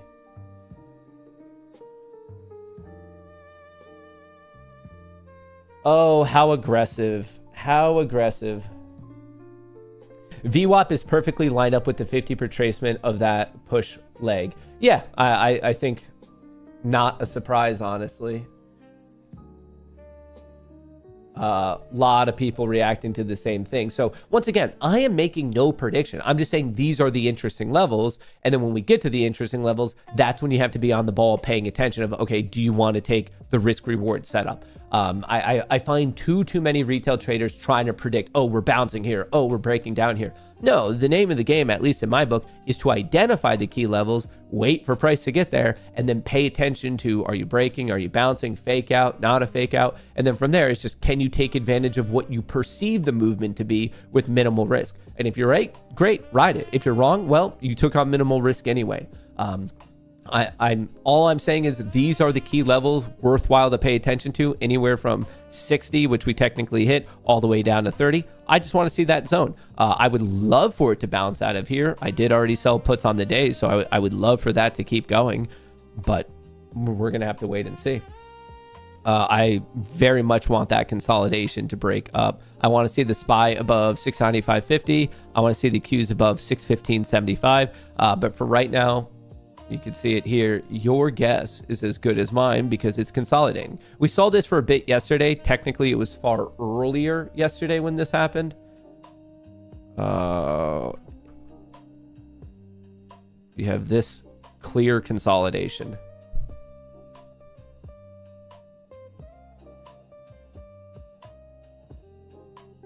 Order submitted. All right, I'll take a stab at it. I did take a long position on that little trend line breakout. It might be a fake out. All I can tell you is my risk is minimal. If I am wrong and this does not go and it starts to revert, I'll get knocked out quickly, okay? It's a small loss. If I'm right, I get to ride it all the way back up. It's a game of risk reward. It's not a game of prediction. Yeah, of course, you might hope that it keeps going. Of course, I hope that it keeps pumping for me, but I told you, overall, I am bullish. Why? 5 minutes bullish, 10 minutes bullish, 30 minutes bullish, 4 hours bullish. 5 minutes bullish, 10 minutes bullish, 30 minutes bullish, 4 hours bullish. Looking at flow, overall, we are trending up. Mag 7, it's not the best, but it's at least not horrible. And then looking at the NASDAQ, right there. So is this an A+ setup? No, I'd say it's more of a B+ setup. I do wish the Mag 7 looked a little bit stronger. I also simultaneously wish this pullback hit 50. I wish it did hit VWAP. Like right here, this puke, if it were a bit deeper, I would feel a bit more comfortable. But whatever, you don't know. Like you just don't know. It was a slight overshoot here. We popped. I'm taking a stab at it. In one universe, this is going to keep going, and hopefully it's this universe and I make a bunch of money. Or this could actually be, we took out the low, so that's a lower low. This could be an undershoot and we could have a lower high. The trend could switch and then we vomit and go all the way back down to this green to red move. That's also possible. So to protect myself, obviously my stop is reasonable. I have a long right around 400. Once again, it's right above, which I'm not the biggest fan of. And we're at 400 right now. Once again, a long position. I'm just waiting for this break of 425, but I'm hoping we can hold this POC. That's it. And I cannot stress this enough. I am not predicting anything here. I'm trying to trade with trend. If it keeps going, great, I make money. If I'm wrong, well, my stop's at a reasonable level and it's a risk I'm willing to take. And it's just that. I understand that there's many people in this world trying to, I don't know, pitch you models of like, nope, this is where it's going to go. And I'm 100% sure of it. They just don't know shit. They don't know what they're talking about. It's a game of either trend following, mean reversion with reasonable risk management. We overshot right here. We overshot the high. We pulled back. We popped. It failed. It puked. We saved ourselves at the 1 minute 50 EMA and we're coming back up. Same thing right here. We puked. We consolidated lower highs, higher lows. Hopefully this holds. Very much hopefully it holds. Actually, I might even be able to update my risk a bit more here.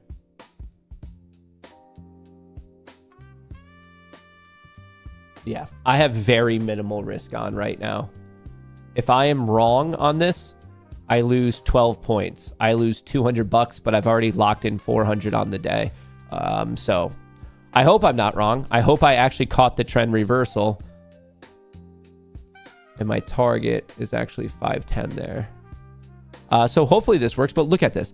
If I am wrong, small loss. If I am right, monster win. I only have to be right like 1 in 5, 1 in 8 times for this setup to actually be net profitable. I can take a lot of these little losses and as minimum, just the minimum, as long as I'm winning every once in a while, I'm going to be massively far ahead. And I just don't think there's many traders trading that. But the fair value gap, who gives a shit? I hope you are trolling me, because if so, that's like a high tier troll. RBA, I pray you are trolling me, because that's probably then going to be my favorite troll like of the week, of the month. But if you're like legitimately saying that, what about the fair value gap? I don't give a shit. I could tell by the way you typed it that it felt like it was trolling.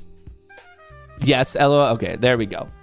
That's officially my favorite troll of the week and of the month. Favorite. What did you actually play? What I've been talking about, right here, NQ. NQ, you can see it in the top left, is the futures contract for the NASDAQ. So the way you have stocks, the way you have options, the way you have crypto, you also have another asset class called futures. So there is a futures contract for the NASDAQ. So I'm playing the NASDAQ, which is why the movement is going to look exactly the same as QQQ. It's going to look exactly the same as NDX, because they're all tracking the same thing. The NDX is an index, QQQ is an ETF, NQ is a futures contract. So they're all tracking the NASDAQ. They're just doing it in a different asset class. It's a different derivative, I suppose. It's probably another way to think of it. So I played it on futures, and actually this one might be getting knocked out somewhat soon. Oh, brother. The question here is, do I like the trend enough to add another contract? How degenerate are we feeling today? It depends. It depends, it depends, it depends.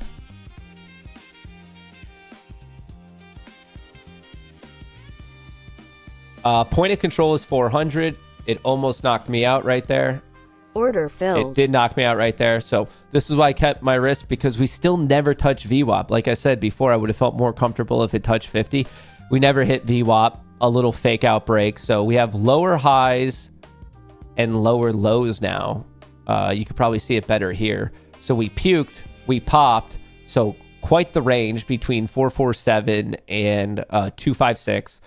We did have a low here at 380. We broke it, dropped all the way down to 57. We started to recover. I took a stab at it, and we just didn't go. It was a lower high. There was no follow through. I was long at 402. It got me a horrible fill at 87. My stop was at 91, 92. So there was like 4 points of slippage, unfortunately.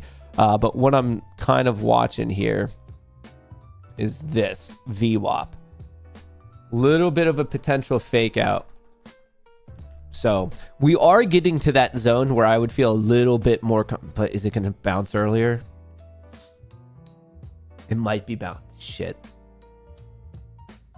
I would just feel so much better if this touches VWAP and we bounce off of it, because we got close to it within 3 points. Like, we did have these higher lows.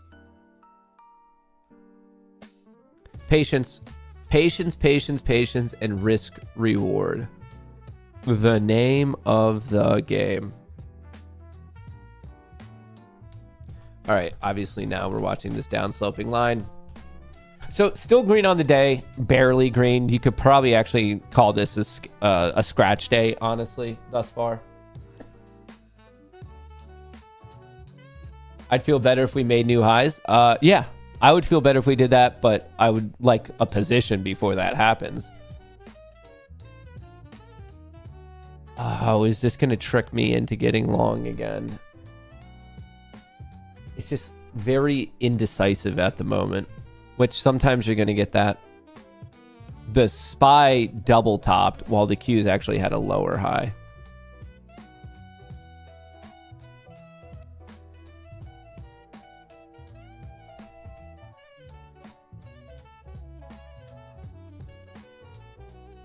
All right, we're just waiting. S&P 500 flow is still decent. Mag 7, it's neutral. It could be better. Oh. Order submitted.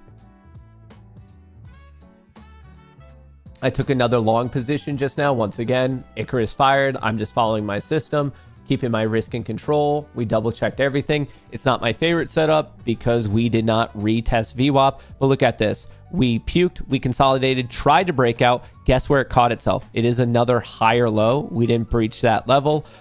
So I'm taking another stab at it. I don't know the next bar. The next bar could be a giant green bar. It could be a giant red bar. It could be a backwards bar, forwards bar, blue bar, yellow bar, whatever.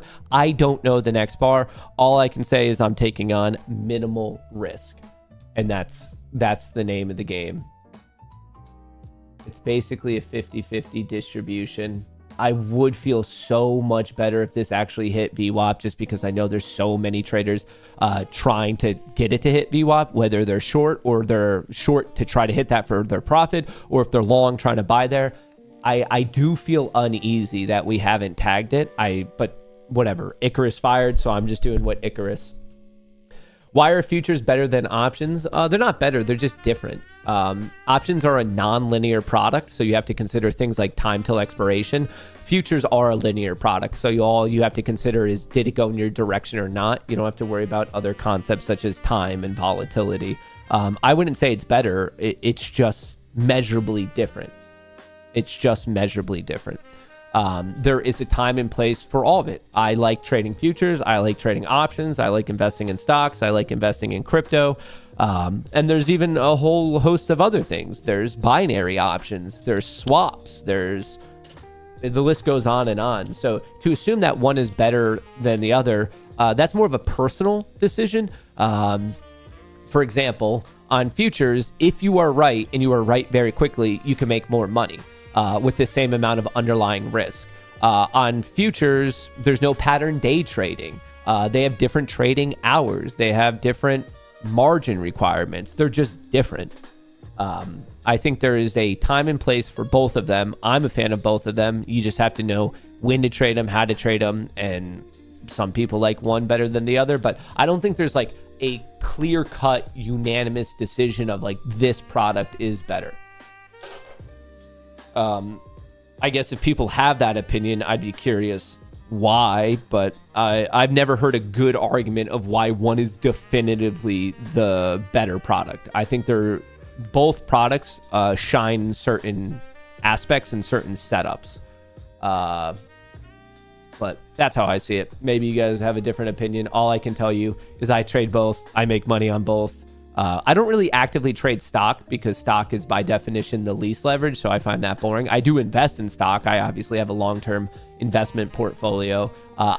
So in terms of my active trading, it's options and futures. And in terms of investing, I'm invested in stocks and Bitcoin. I shouldn't even really say crypto because it's not like I'm invested in crypto at large. I'm invested in specifically Bitcoin.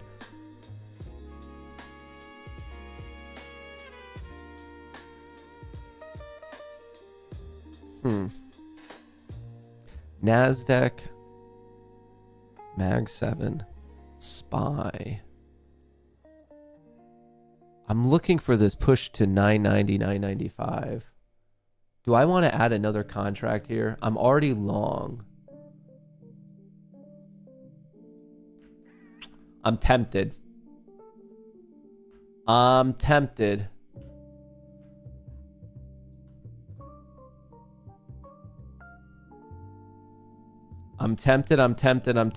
Are you in a trade? Yeah, I'm long NQ. And I'm about to be long another NQ. Order filled. Order submitted. All right, I'm long 2 NQ right here. I added another one right before this breakout. You can see this little blue line.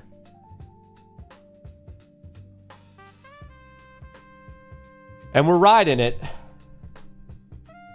Did you sell the rest of your crypto? A while ago. I haven't been in other crypto in quite some time. So we are above VWAP. The other thing you might care about is the initial balance up here, which is the, what's that? 447. That is the first hour's high and low. Obviously, the high is the top red line, the low is the bottom red line, and the blue dash line is the 50% retracement of that. So don't be surprised if there's a reaction there. There are many traders who fade the IB push. So just, I guess, do I want to move my stop to break even on one of these? Yes, I will. I need to de-risk this. I'm carrying a little bit too much risk.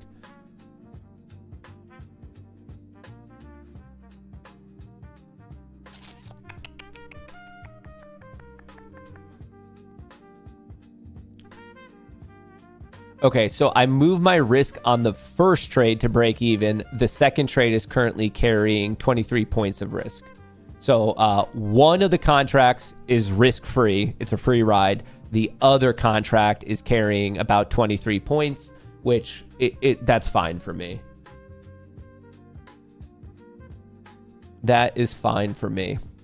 Folks, remember Apex, code Goonie, 80% off. If you want to trade with someone else's money, TPT as well, code Goonie. Apex is 80% off the eval. On TPT, 40% off, but then there's also no activation fee. And as we were talking about trading, like I said, I actively trade options and futures every single day. If you want to trade with me, if you want to get into a community of like-minded people, great amount of education, a lot of cool stuff going on. That's exactly what the Goonie Trading Discord is. You could sign up for it, goonietrading.com. And just to show you how it's been going, how have the recent trades been? Yesterday, made $800 posted in real time. That was Monday. Last week, a Friday, 1,875. Thursday, 1,475. Wednesday, 1,400. Tuesday, 800. Monday, 600. And to be clear, this is just one strategy. This is just the Piper 0 DTE strategy. Obviously, there's swing plays in there. There's future plays in there. They're not really counted in that newsletter. That's just like one specific strategy. So is it worth it? I think it's worth it, but obviously those are my own opinions because I made it myself. The best way for you to find out if it's worth it is asking someone who's already in there, if they think it's worth it or not. And I think that's the fairest way to find out if it's for you. How do I want to handle this? So they were front running the initial balance right here. We got rejected at 38. The initial balance high, the IB high is 447 on this NQ contract. I'm here at break even. I really hate that my average fills have been above 400. It just makes it harder to manage. Generally, when you're at a key level like that, a psychological level, it's nice to have the fill on the other side just so that level can protect you. So here, it still can knock. Well, I guess my stops break even on the other, so I don't need to worry about it too much. But then if that does get hit, do I want to give myself a little bit more 69 with the fill at 407? No, I shouldn't do that. Oh, this is what I get. I just had a little bit of a chasey entry, so I'm not being defended by a key level. So this Order one filled. gets knocked out. So that one was knocked out for break even. And then this other one is still carrying a bit of risk. So it's just risk management. I can't give it more room right now just because, like I said, it was a little chasey with the fill. I was about 5 to 10 points past where I should be. So because of that, I had to let that one go. And that's, like I said, the beautiful thing about trading futures is there's no pattern day trading. You can get in and out as much as you want.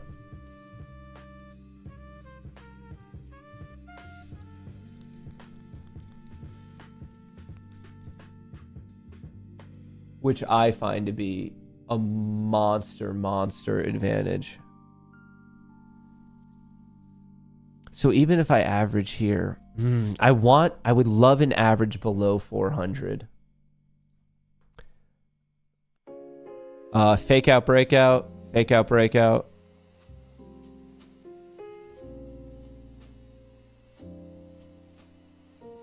I'm going to get tagged on that second one. Once again, I was long 2 contracts at 2 different points.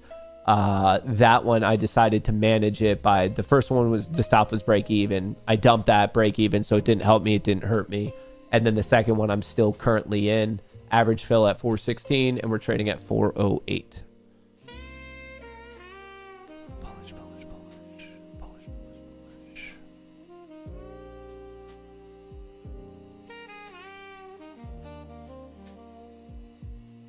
Icarus is about to fire again. Do I want to take this?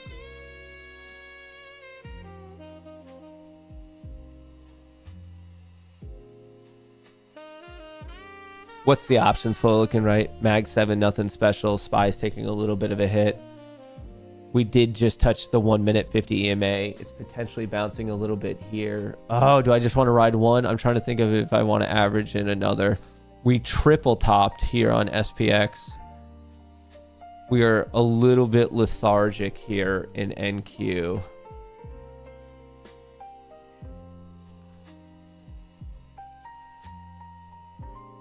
To be clear, right now I am long 1 NQ and I'm just watching this.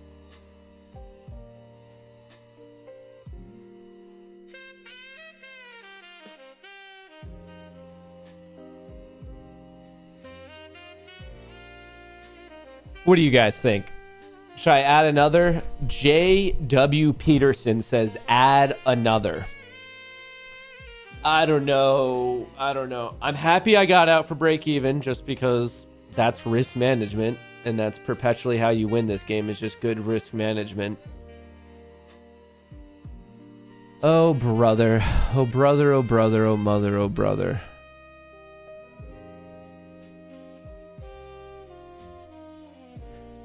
The 1 minute is flirting.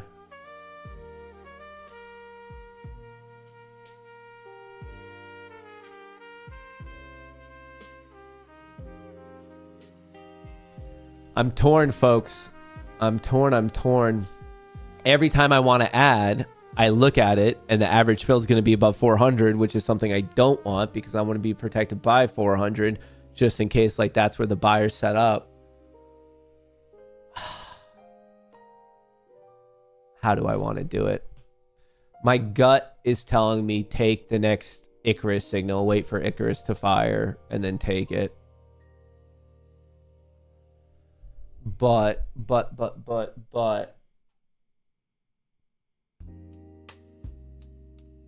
right at 400. We just keep getting pinned right here. Tough guess of which way it actually breaks.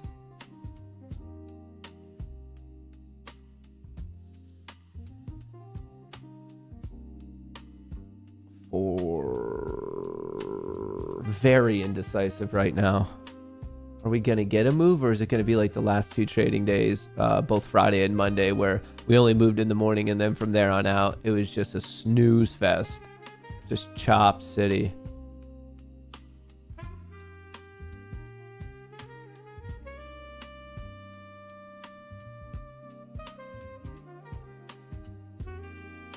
Who knows?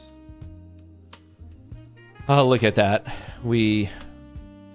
I mean, you could see the exact footprint of the day. We overshot it. We got back down. We undershot it. It brought it right back up. We just, at this point, it's a key technical level, key psychological level. It's the point of control. Most volume has been transacted exactly at 400. And we're just waiting to see which way it either does or doesn't break. We're at the bottom of the trend line on SPY and on Qs here. Oh, brother. Here's a look at Mag 7. It's going flat. The SPY picking up a little bit, maybe. Like, I'm seeing a slight curl to the upside, but nothing crazy. Even the volume is slowing down by quite a bit. I'm looking over here, and the volume's dying off. That's not necessarily bullish or bearish. It just obviously means people are not trading.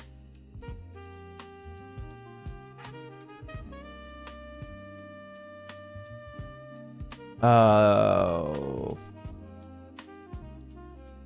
Order submitted. All right, I'm putting in some pending orders. That's not, I'm still just long the one contract. But I am updating my risk and whatnot. How much risk do I want to take? How is this just the higher low? So the SPY did overshoot it and make a fresh intraday high, but we're struggling at the high from yesterday. Yeah, the nice move was from 950 to 10, and ever since then, little overshoot, little undershoot, little overshoot, little undershoot. Patience. Let's not rush anything. These are the situations, I don't know how you are individually, but I know for me, it's in these moments where I'm trying to make something happen that I end up like over trading and doing too much. It's just not worth it. Matt, for SPX trades in Discord, what is your stop loss? I didn't find it anywhere yet. Credits are naturally capped. You have a max loss on credit spreads. That's the advantage of spreads. So you could either let it ride all the way to close, and either you're getting the full amount of money or losing the full amount of risk, or your other option is to manage it in between. But I think you need to, Rob, I think you need to understand a little bit more about spreads. Spreads, you are naturally capped, and that's also specifically why I'm trading SPX instead of SPY, because SPX is a European style contract while SPY is an American style. There's important nuance differences, but what you need to know is with American style, those are physically settled while European are cash settled, and that means that there's no risk of a margin call. There's no risk of early exercise or something like that.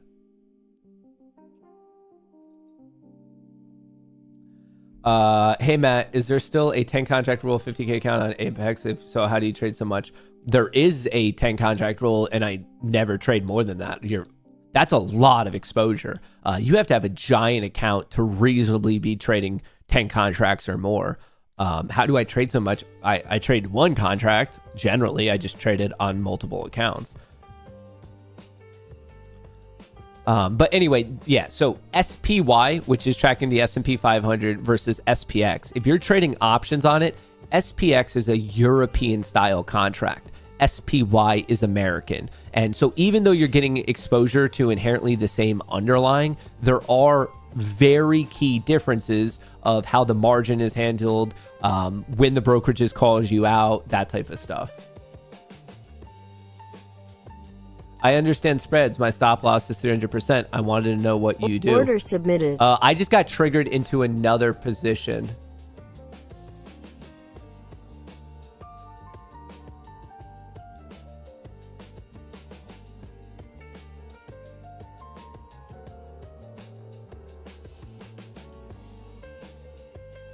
Order filled. Order submitted. Hang on, I'm just updating my shit. What was this? Tax advantage on SPX is better with 1256 over SPY. That depends your account, your situation, where you live. It's not the same for everyone.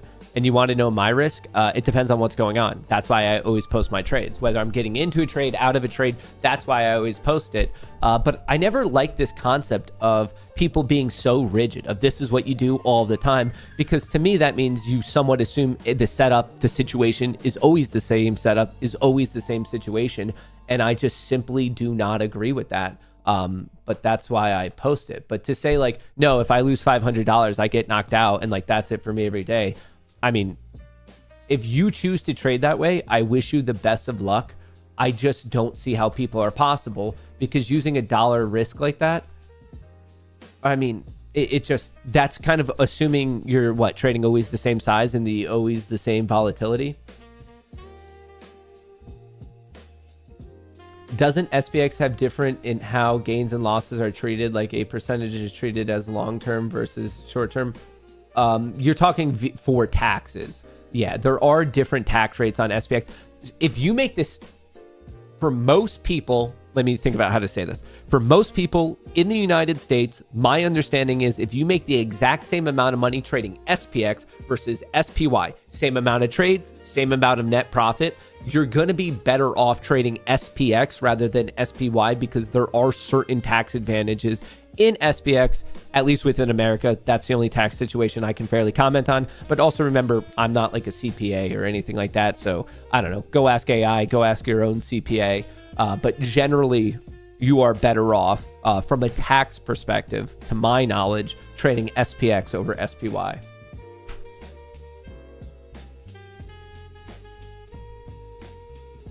And folks, I know it's a little boring. We're literally just waiting for this consolidation breakout. We've been consolidating pretty much since 10 a.m. and we're seeing which way it's either going to go or not go.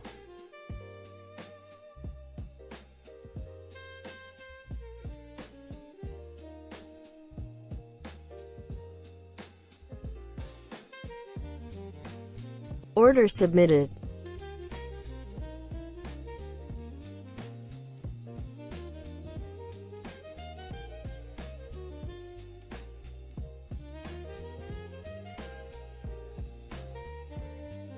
All right, updating on my risk. I am long 3 NQ contracts. I am long on the NASDAQ. One of the contracts is at break even. The other one is minimal risk. The other one's a little bit more. I'm trying to scale out at the just under the intraday high. The intraday high is seemingly 47.25. I'm trying to dump it a point early at 46.25. My next target is 510. And then from there, I'll have a runner. Shit. It might knock this one out for break even. I've been knocked out for quite a few break even trades today, unfortunately. Oh, and this is what happens when you get your average fill above the key level. The key level is clearly 400. Not only is it the psychological level, but it's also the point of control. So we're very commonly retesting this. And then when your fill's above it, that means if you do retest it, which is common, you just get Yeah, I've just been a little slow to get into the entries today. So maybe I'll get lucky and I'll catch a little trend here. Let's go to the degenerate 100 tick chart. That's not my target. I'm sticking to my original target. I'm just moving this down so we can see more of the screen. I guess I could always just do this. Yeah, if we were to be self-critical, if you guys were to criticize my trading today, the first thing I would point out, like if you guys had my trades today and you said, Matt, could you like review this to me? Like, what are you seeing? What are you not seeing? I would say a lot of the fills, your average fills are above a key level, which is important Order because filled. we commonly retest key levels, like what just happened. So that one got knocked out for break even. Granted, it was a freebie trade, so it Order didn't really cost me that much. Let me get rid of this. Let me get rid of this. Order canceled. Yeah, fake out, breakout. That's a bummer.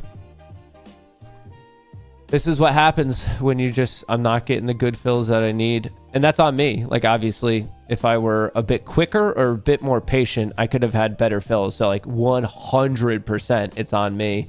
And my risk is about to get hit, which I kind of deserve it on this one. Like, I just have not been... I haven't been as reactive as I need to be. That one almost got hit. Maybe I'll move it to 79 just to give it a second. So one of those got knocked out for a small loss. The other one got knocked out at break even. So I was long 3, break even trade, small loss, and I still have the other one. So we're just kind of doing a classic scale in, scale out technique. It does suck. This is nothing but a chop fest, and you can see it's been a chop fest from 10 till now. And people say that. They're like, well, why are you trading if it's choppy? Well, the answer to that is you don't know when it's going to start trending again. You don't know when a trend is going to start. You don't know when a trend is going to stop, reverse, go choppy. You don't know. So you have to take a stab at it. Once again, it comes back to reasonable risk reward. But like, I'm not saying any of you have asked me that today, but I have been asked that in the past. It's like, it's choppy. Why are you trading? It's no. The statement is it's been choppy, but you don't know what's about to happen. So like, you have to still kind of take your reasonable setups. Of course, if you see that it's choppy, maybe you want to like be a bit more patient and like really, really confirm that it's doing what... Fuck, dude, is it going to go again? Because if it goes again, I'm still going to get a fill above 400. And I'm just getting steamrolled by that fact. I'm having the worst time getting my average value where I need it to be. The worst time. How's the 1 minute looking? I actually prefer the 1 minute here.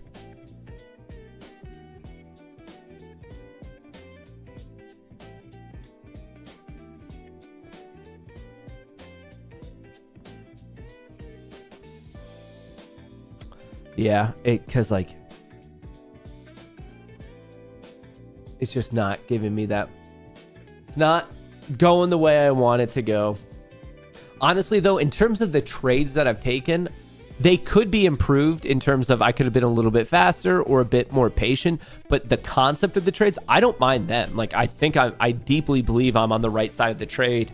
It's just not necessarily following through. Like, as you guys are alluding to, it's just choppy. And I'm about to get tagged out here, which I don't mind that because I don't need to be in 80 and watch it puke to 60 because if it doesn't hold there, then I'm really screwed. Well, if it comes to 60 and bounce, well, congrats. Then I can make a new average right there. So it's always about keeping your risk in control. Inevitably, it always is. It wants VWAP? Yeah, very well might. And that's why I don't need to hold it through these extra Order 20 points. filled. I just got knocked out. If it comes to VWAP and starts to bounce, great. I have a new average and I can play that. And then on the offside, it comes to VWAP and pukes. Well, then I didn't have to hold through that. That's before someone was asking about options versus futures.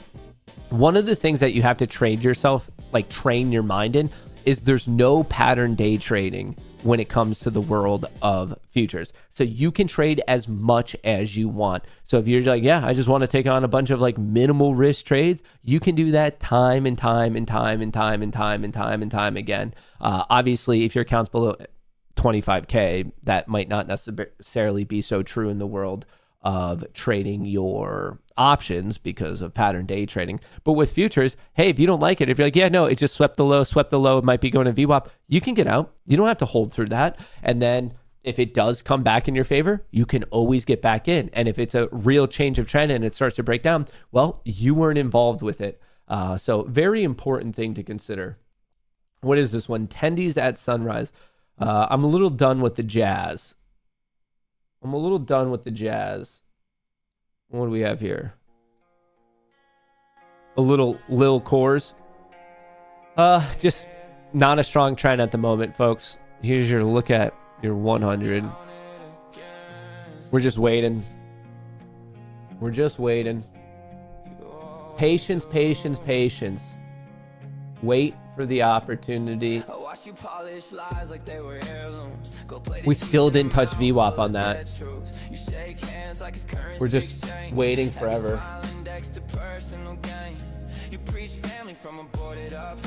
Do you think a retest of the trend line break? Don't know. Better than that, though. Who cares? Don't know. Better than that. Who cares?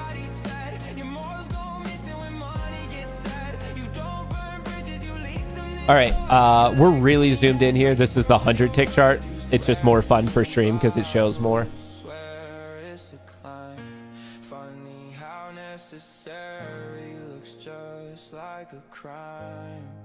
You don't fear hell, you fear coming up short. So you hollow the room just to feel more important. You don't want the world, you want receipts. Matt, did you remember to put your SPX trade in to buy back yesterday? You forgot. Oh, for today? I did, actually. Thanks for the heads up there.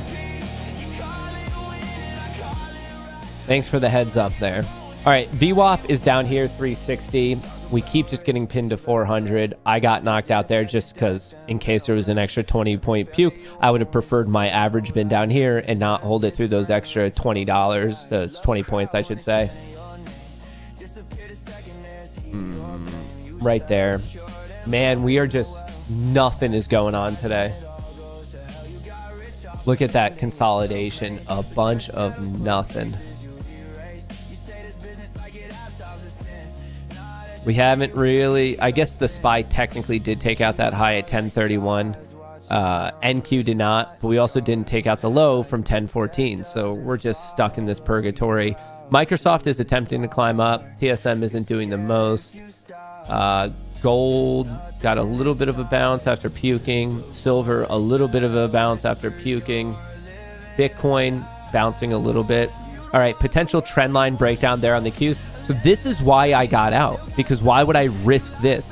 Yes, it might bounce here. Okay, this is a really good, I guess, like learning opportunity.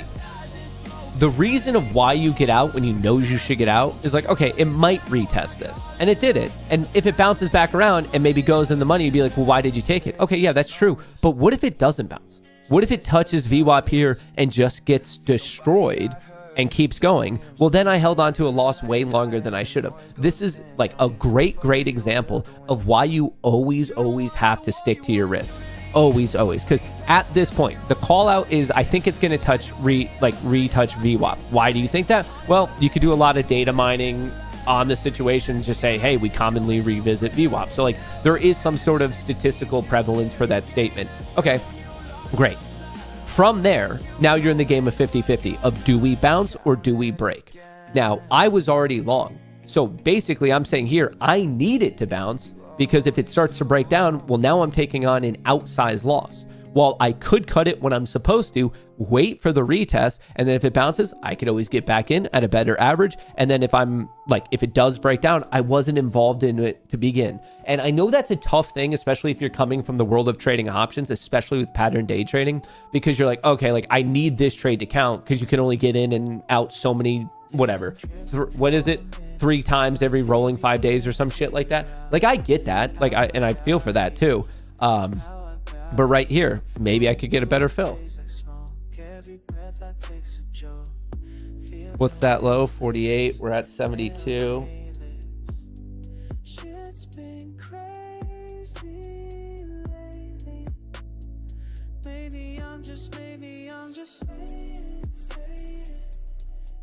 What was this? 67. You just never ever know. Obviously, another strategy is literally to have the pending order right at VWAP. I know some people who could do that. That's fine. You have to still have some sort of risk. Oh, wait. I don't want to get above 400 again. Shit. I might have to front run Icarus a little bit here. I just don't want to do the same thing I've been doing all morning where my average fill is above what I actually want it to be. Icarus hasn't fired yet, though. Do I have to front run Icarus?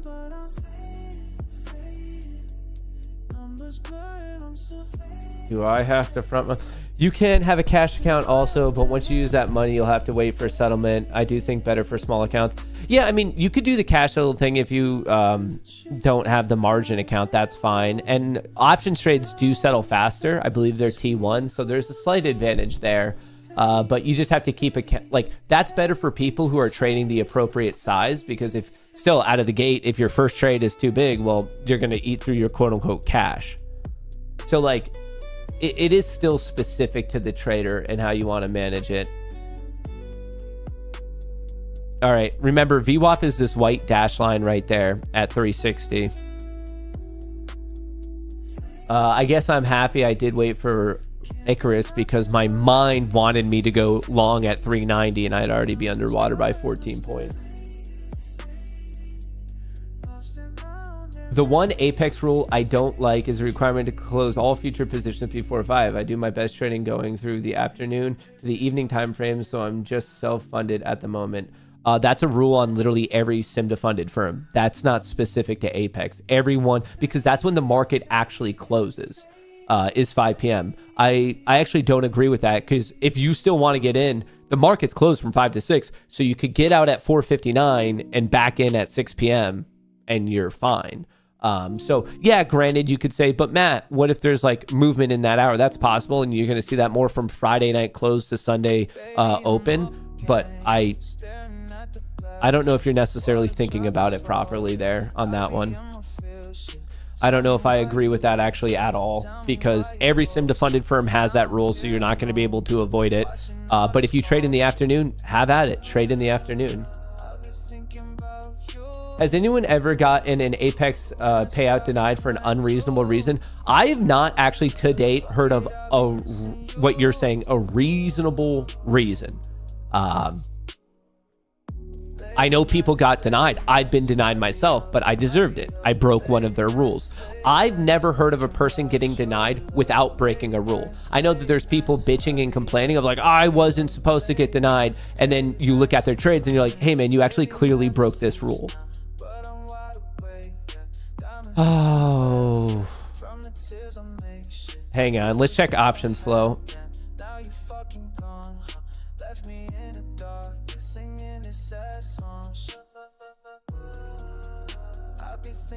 So, I mean, feel free to prove me wrong on that, but I've never heard of a single person getting denied who didn't break a rule.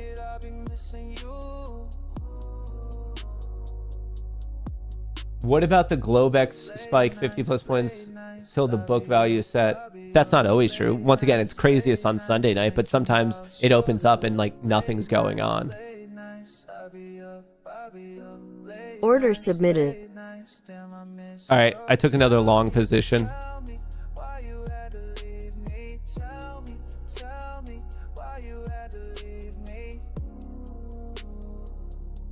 Shit. Why can't it let me split this? Like, why? Is there a way to right click on this and like split these orders? So right here, this is a profit target of 2. Can anyone help me with this? How do you split the order? Actually, can I come to here and do it? Orders. Increase.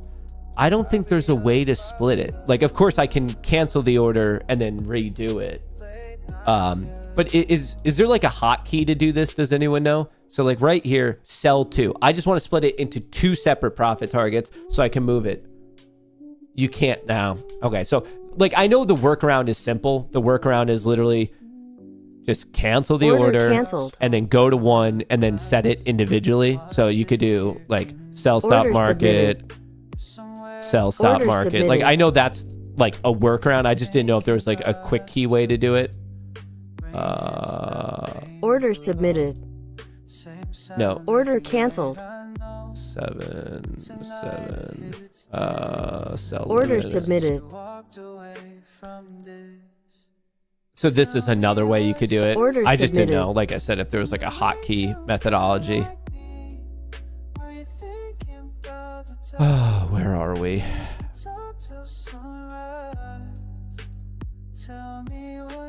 Order canceled. I do this time like that my average is below 400. I feel like I did actually this time what I'm like supposed to do.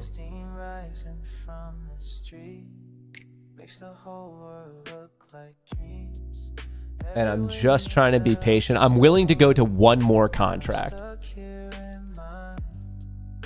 I'm willing to go to one more contract.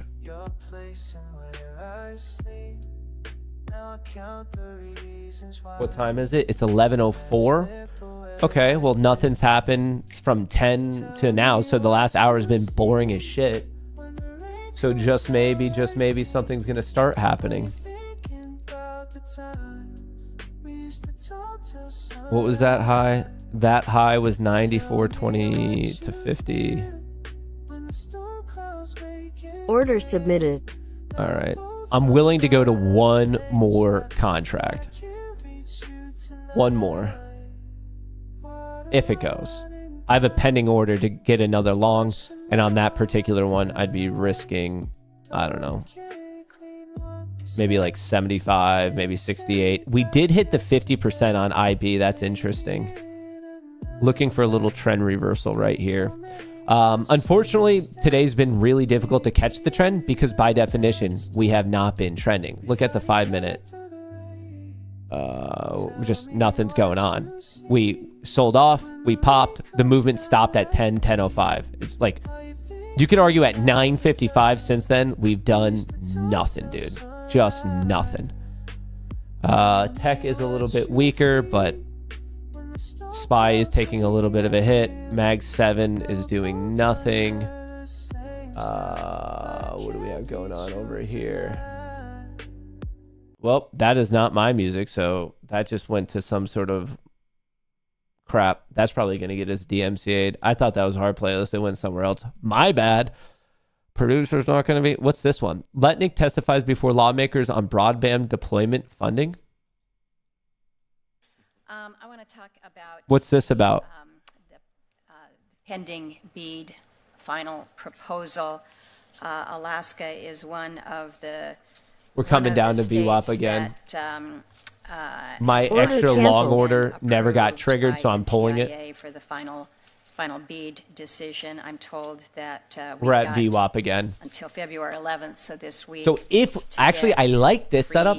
If we revisit it for a second time and buyers step in a second time, I actually under the really like that given the time of the day. A threshold. double So, bounce off of just a couple VWAP, questions 11 in this after vein consolidation. this morning. But that's a big if, As obviously. I have shared with we'd have to you see if that in actually happens or communications not. and the conversations we've had in my office, Alaska Order Council canceled. has Updating looked my at risk. the BEAD program as this one-time opportunity for us to really try to address We're the at digital VWAP divide right that now. we see in very rural spaces. Right The here, this white restructuring horizontal notice line, that came 60. out last year has made it a little bit difficult, I'll just say, for the Alaska Broadband Officer. This is what they're telling me in terms of just what they feel are some of the changing goalposts. And so they're trying So to the figure yellow out line is the point of how control. we, That's where again, get most maximum contracts have been yield transacted out that of this day, very just like the important pure price program. level. And then the VWAP, the volume weighted average As price. you know, So averaging it out, construction seasons it's a are little not bit lower here at 365 days 61. a year. I need your commitment that that we will see approval of Alaska's proposals promptly so that we can get to work in this upcoming construction season. I'm happy to make such a commitment. Great, I appreciate that. This is something about broadband feels boring. The It's just every non-statutory, aspect of today cost boring. threshold per BSL in Alaska has shifted multiple times in my communications with NTIA. Can you tell me what per BSL cost Right there, threshold we is touched being the used 50% in range of the Alaska, overnight. with We regard also to touched the final 50% range of proposal? IB, and we're right at VWAP. This is the what we need to definition of know being is at what's the equilibrium, being threshold, at a and key level. Can we count on the fact that it's not going to be changing on us yet again? My understanding is that actually Alaska is on the 1 yard line. I mean, we're just about there. Okay. I think the only issue was that island. There's 3 Order islands. submitted. But St. Paul, St. Lawrence, and All right, McGrath. I took McGrath is another not an long island. It may just as in well be an case this island is the because triple it's- bottom, and obviously my risk is this low. Minimal risk, conversations high were with reward. respect to I the don't have to island be right and that often to we be were net profitable. Very, very close to a solution. Obviously, I hope between this us. particular So one my works because it's been expectation nothing was, but in choppy, fact, choppy, it may be and I'd feel resolved way today or better if we can take Okay, out that would be 400 great, and and I'm specifically sure your 430. So I'm looking teams at will be 400, 430. working That's with where I'd us, feel to comfortable. give more But information. Icarus fired. Let's talk just It a just second is what it about, is. I'm the- hoping we find the support unspent here, funds. here. It's my I'm hoping we find understanding support here, that here. The final provisional awards approved by NTIA are going to award the Wow, states this is- much less. This is so boring. So boring. I guess it is what it is today, folks. It's a bit of boringness. What do we have here? That's NDX. Let's go to SPX daily. We're right up here. This consolidation is so fucking boring. Well, folks, we just have to wait. If it breaks to the downside, it's going to be, I guess, in my opinion, pretty difficult just because that's opposite trend, and I'd prefer buyer step in right here. Why right here? It is VWAP. It is 50% of IB. It is the 50% retracement of the overnight trading session. There's a lot of reasons why people would step in here. Now, just because there's a lot of reasons, that doesn't necessarily mean they are. But once again, we're trying to measure out risk versus reward. If perpetually intraday, this is always a 50-50 game. Well, if you could play a 50-50 game, but it's minimal risk and high reward, that's what we're looking for. And why am I picking it from the long side? Well, I'm just a little bit biased to the momentum we've already seen. And granted, trends do change, and this might be a trend change. Like, that's obviously possible. But we do know the odds of the market. It's more common for the odds to persist. So that's why I'm favoring the bullish side a little bit on an intraday. I'm definitely favoring it on the daily bias. But intraday, I guess you could watch that trend. You could watch that trend. And then upon this break, that's another indication of maybe just bouncing off this double bottom, which is a key area. Watching flow, it was strong, giving it back. So now that's netting out to nothing. The Mag 7 did get hit, did pop, did go flat, taking a little hit there. Looking at the NASDAQ, it was looking good, giving back. So it looks like we're just full tripping it right now. We did full trip it to a key level. Once again, we're above or below VWAP. We are battling it out at VWAP, which is basically 360. If you look at the IB, it's right around there. I mean, if you look at the overnight session, that's 350. As I said before, when we were ripping and I was looking for the pullback, what did I say? Anywhere from 360 to 330, I'm looking for the pullback into that zone. Then I want to see buyers step in. I want to hop in with them and try to ride it back to the intraday high. That is still my base plan. That's still what I'm attempting to do. I am long on NQ right now. I'm not the most comfortable with it, and I'll be a lot more comfortable with it when we take out 400, and then really comfortable after we take out 430. On SPX, I want it to hold above 665. I'm not feeling the most comfortable on this setup right now. A little bit will improve above 72, but I actually want it above 78, this high that we saw at 11 a.m., the turn of the hour, which is also pretty much the high from yesterday. So above 75, cool, but I feel a lot better above 80. And then from there, I'm looking for 87 and that push to 7,000 flat, which is where we are seeing positioning. But we're just bouncing around in this negative gamma zone. So why are we swinging so much in here? Look We went up into the negative top of it, then to the bottom. We're literally just dancing around in this red zone, which is negative gamma. So we shouldn't be so surprised with that. But anyway, that's what I have for you. If you want Apex accounts, code Goonie. If you want TPT accounts, code Goonie. And if you want to trade with me, options, futures trading, a lot of education, a lot of hanging out, a lot of just cool community of traders, GoonieTrading.com. Folks, as I always do, like I said, I am long NQ. My bias is long. So if this gets going, you know I'm going to be making some money. But as I always do, I will be updating you not only in the Discord with my trades, but also on Twitter for public consumption of how this ends up for me. Right now, I am down on the day, but obviously my current trade is actually right now break even. My fill's 87, 88. So if this goes, I might be profitable in a minute from now, or I might end up getting screwed. But like I said, my bias is bullish, definitely on the daily chart and also on the intraday chart. The only time I'm going to switch my intraday call out is if we break the 5-minute, 10-minute EMAs and we're hanging out below VWAP. Then I might not be so confident in the intraday bullish call out. But for right now, I'm bullish across the board. So I just want to let you guys know that. I obviously hope to see you in the Discord if that's something that you're interested in. A little bit later today, we will be posting an update video after the market close, wrapping up all the major news of the day and what to pay attention to tomorrow. Other than that, just get ready. Tomorrow morning, 8:30 a.m. ET, an hour before the market opens, we are getting the January jobs report, the unemployment numbers. So please keep that in mind. And we also have some earnings that you might want to be paying attention to. So make sure just that's on your schedule somewhere. That's what I have for you right now. I appreciate all the good vibes. I'll catch you in the next one. Peace.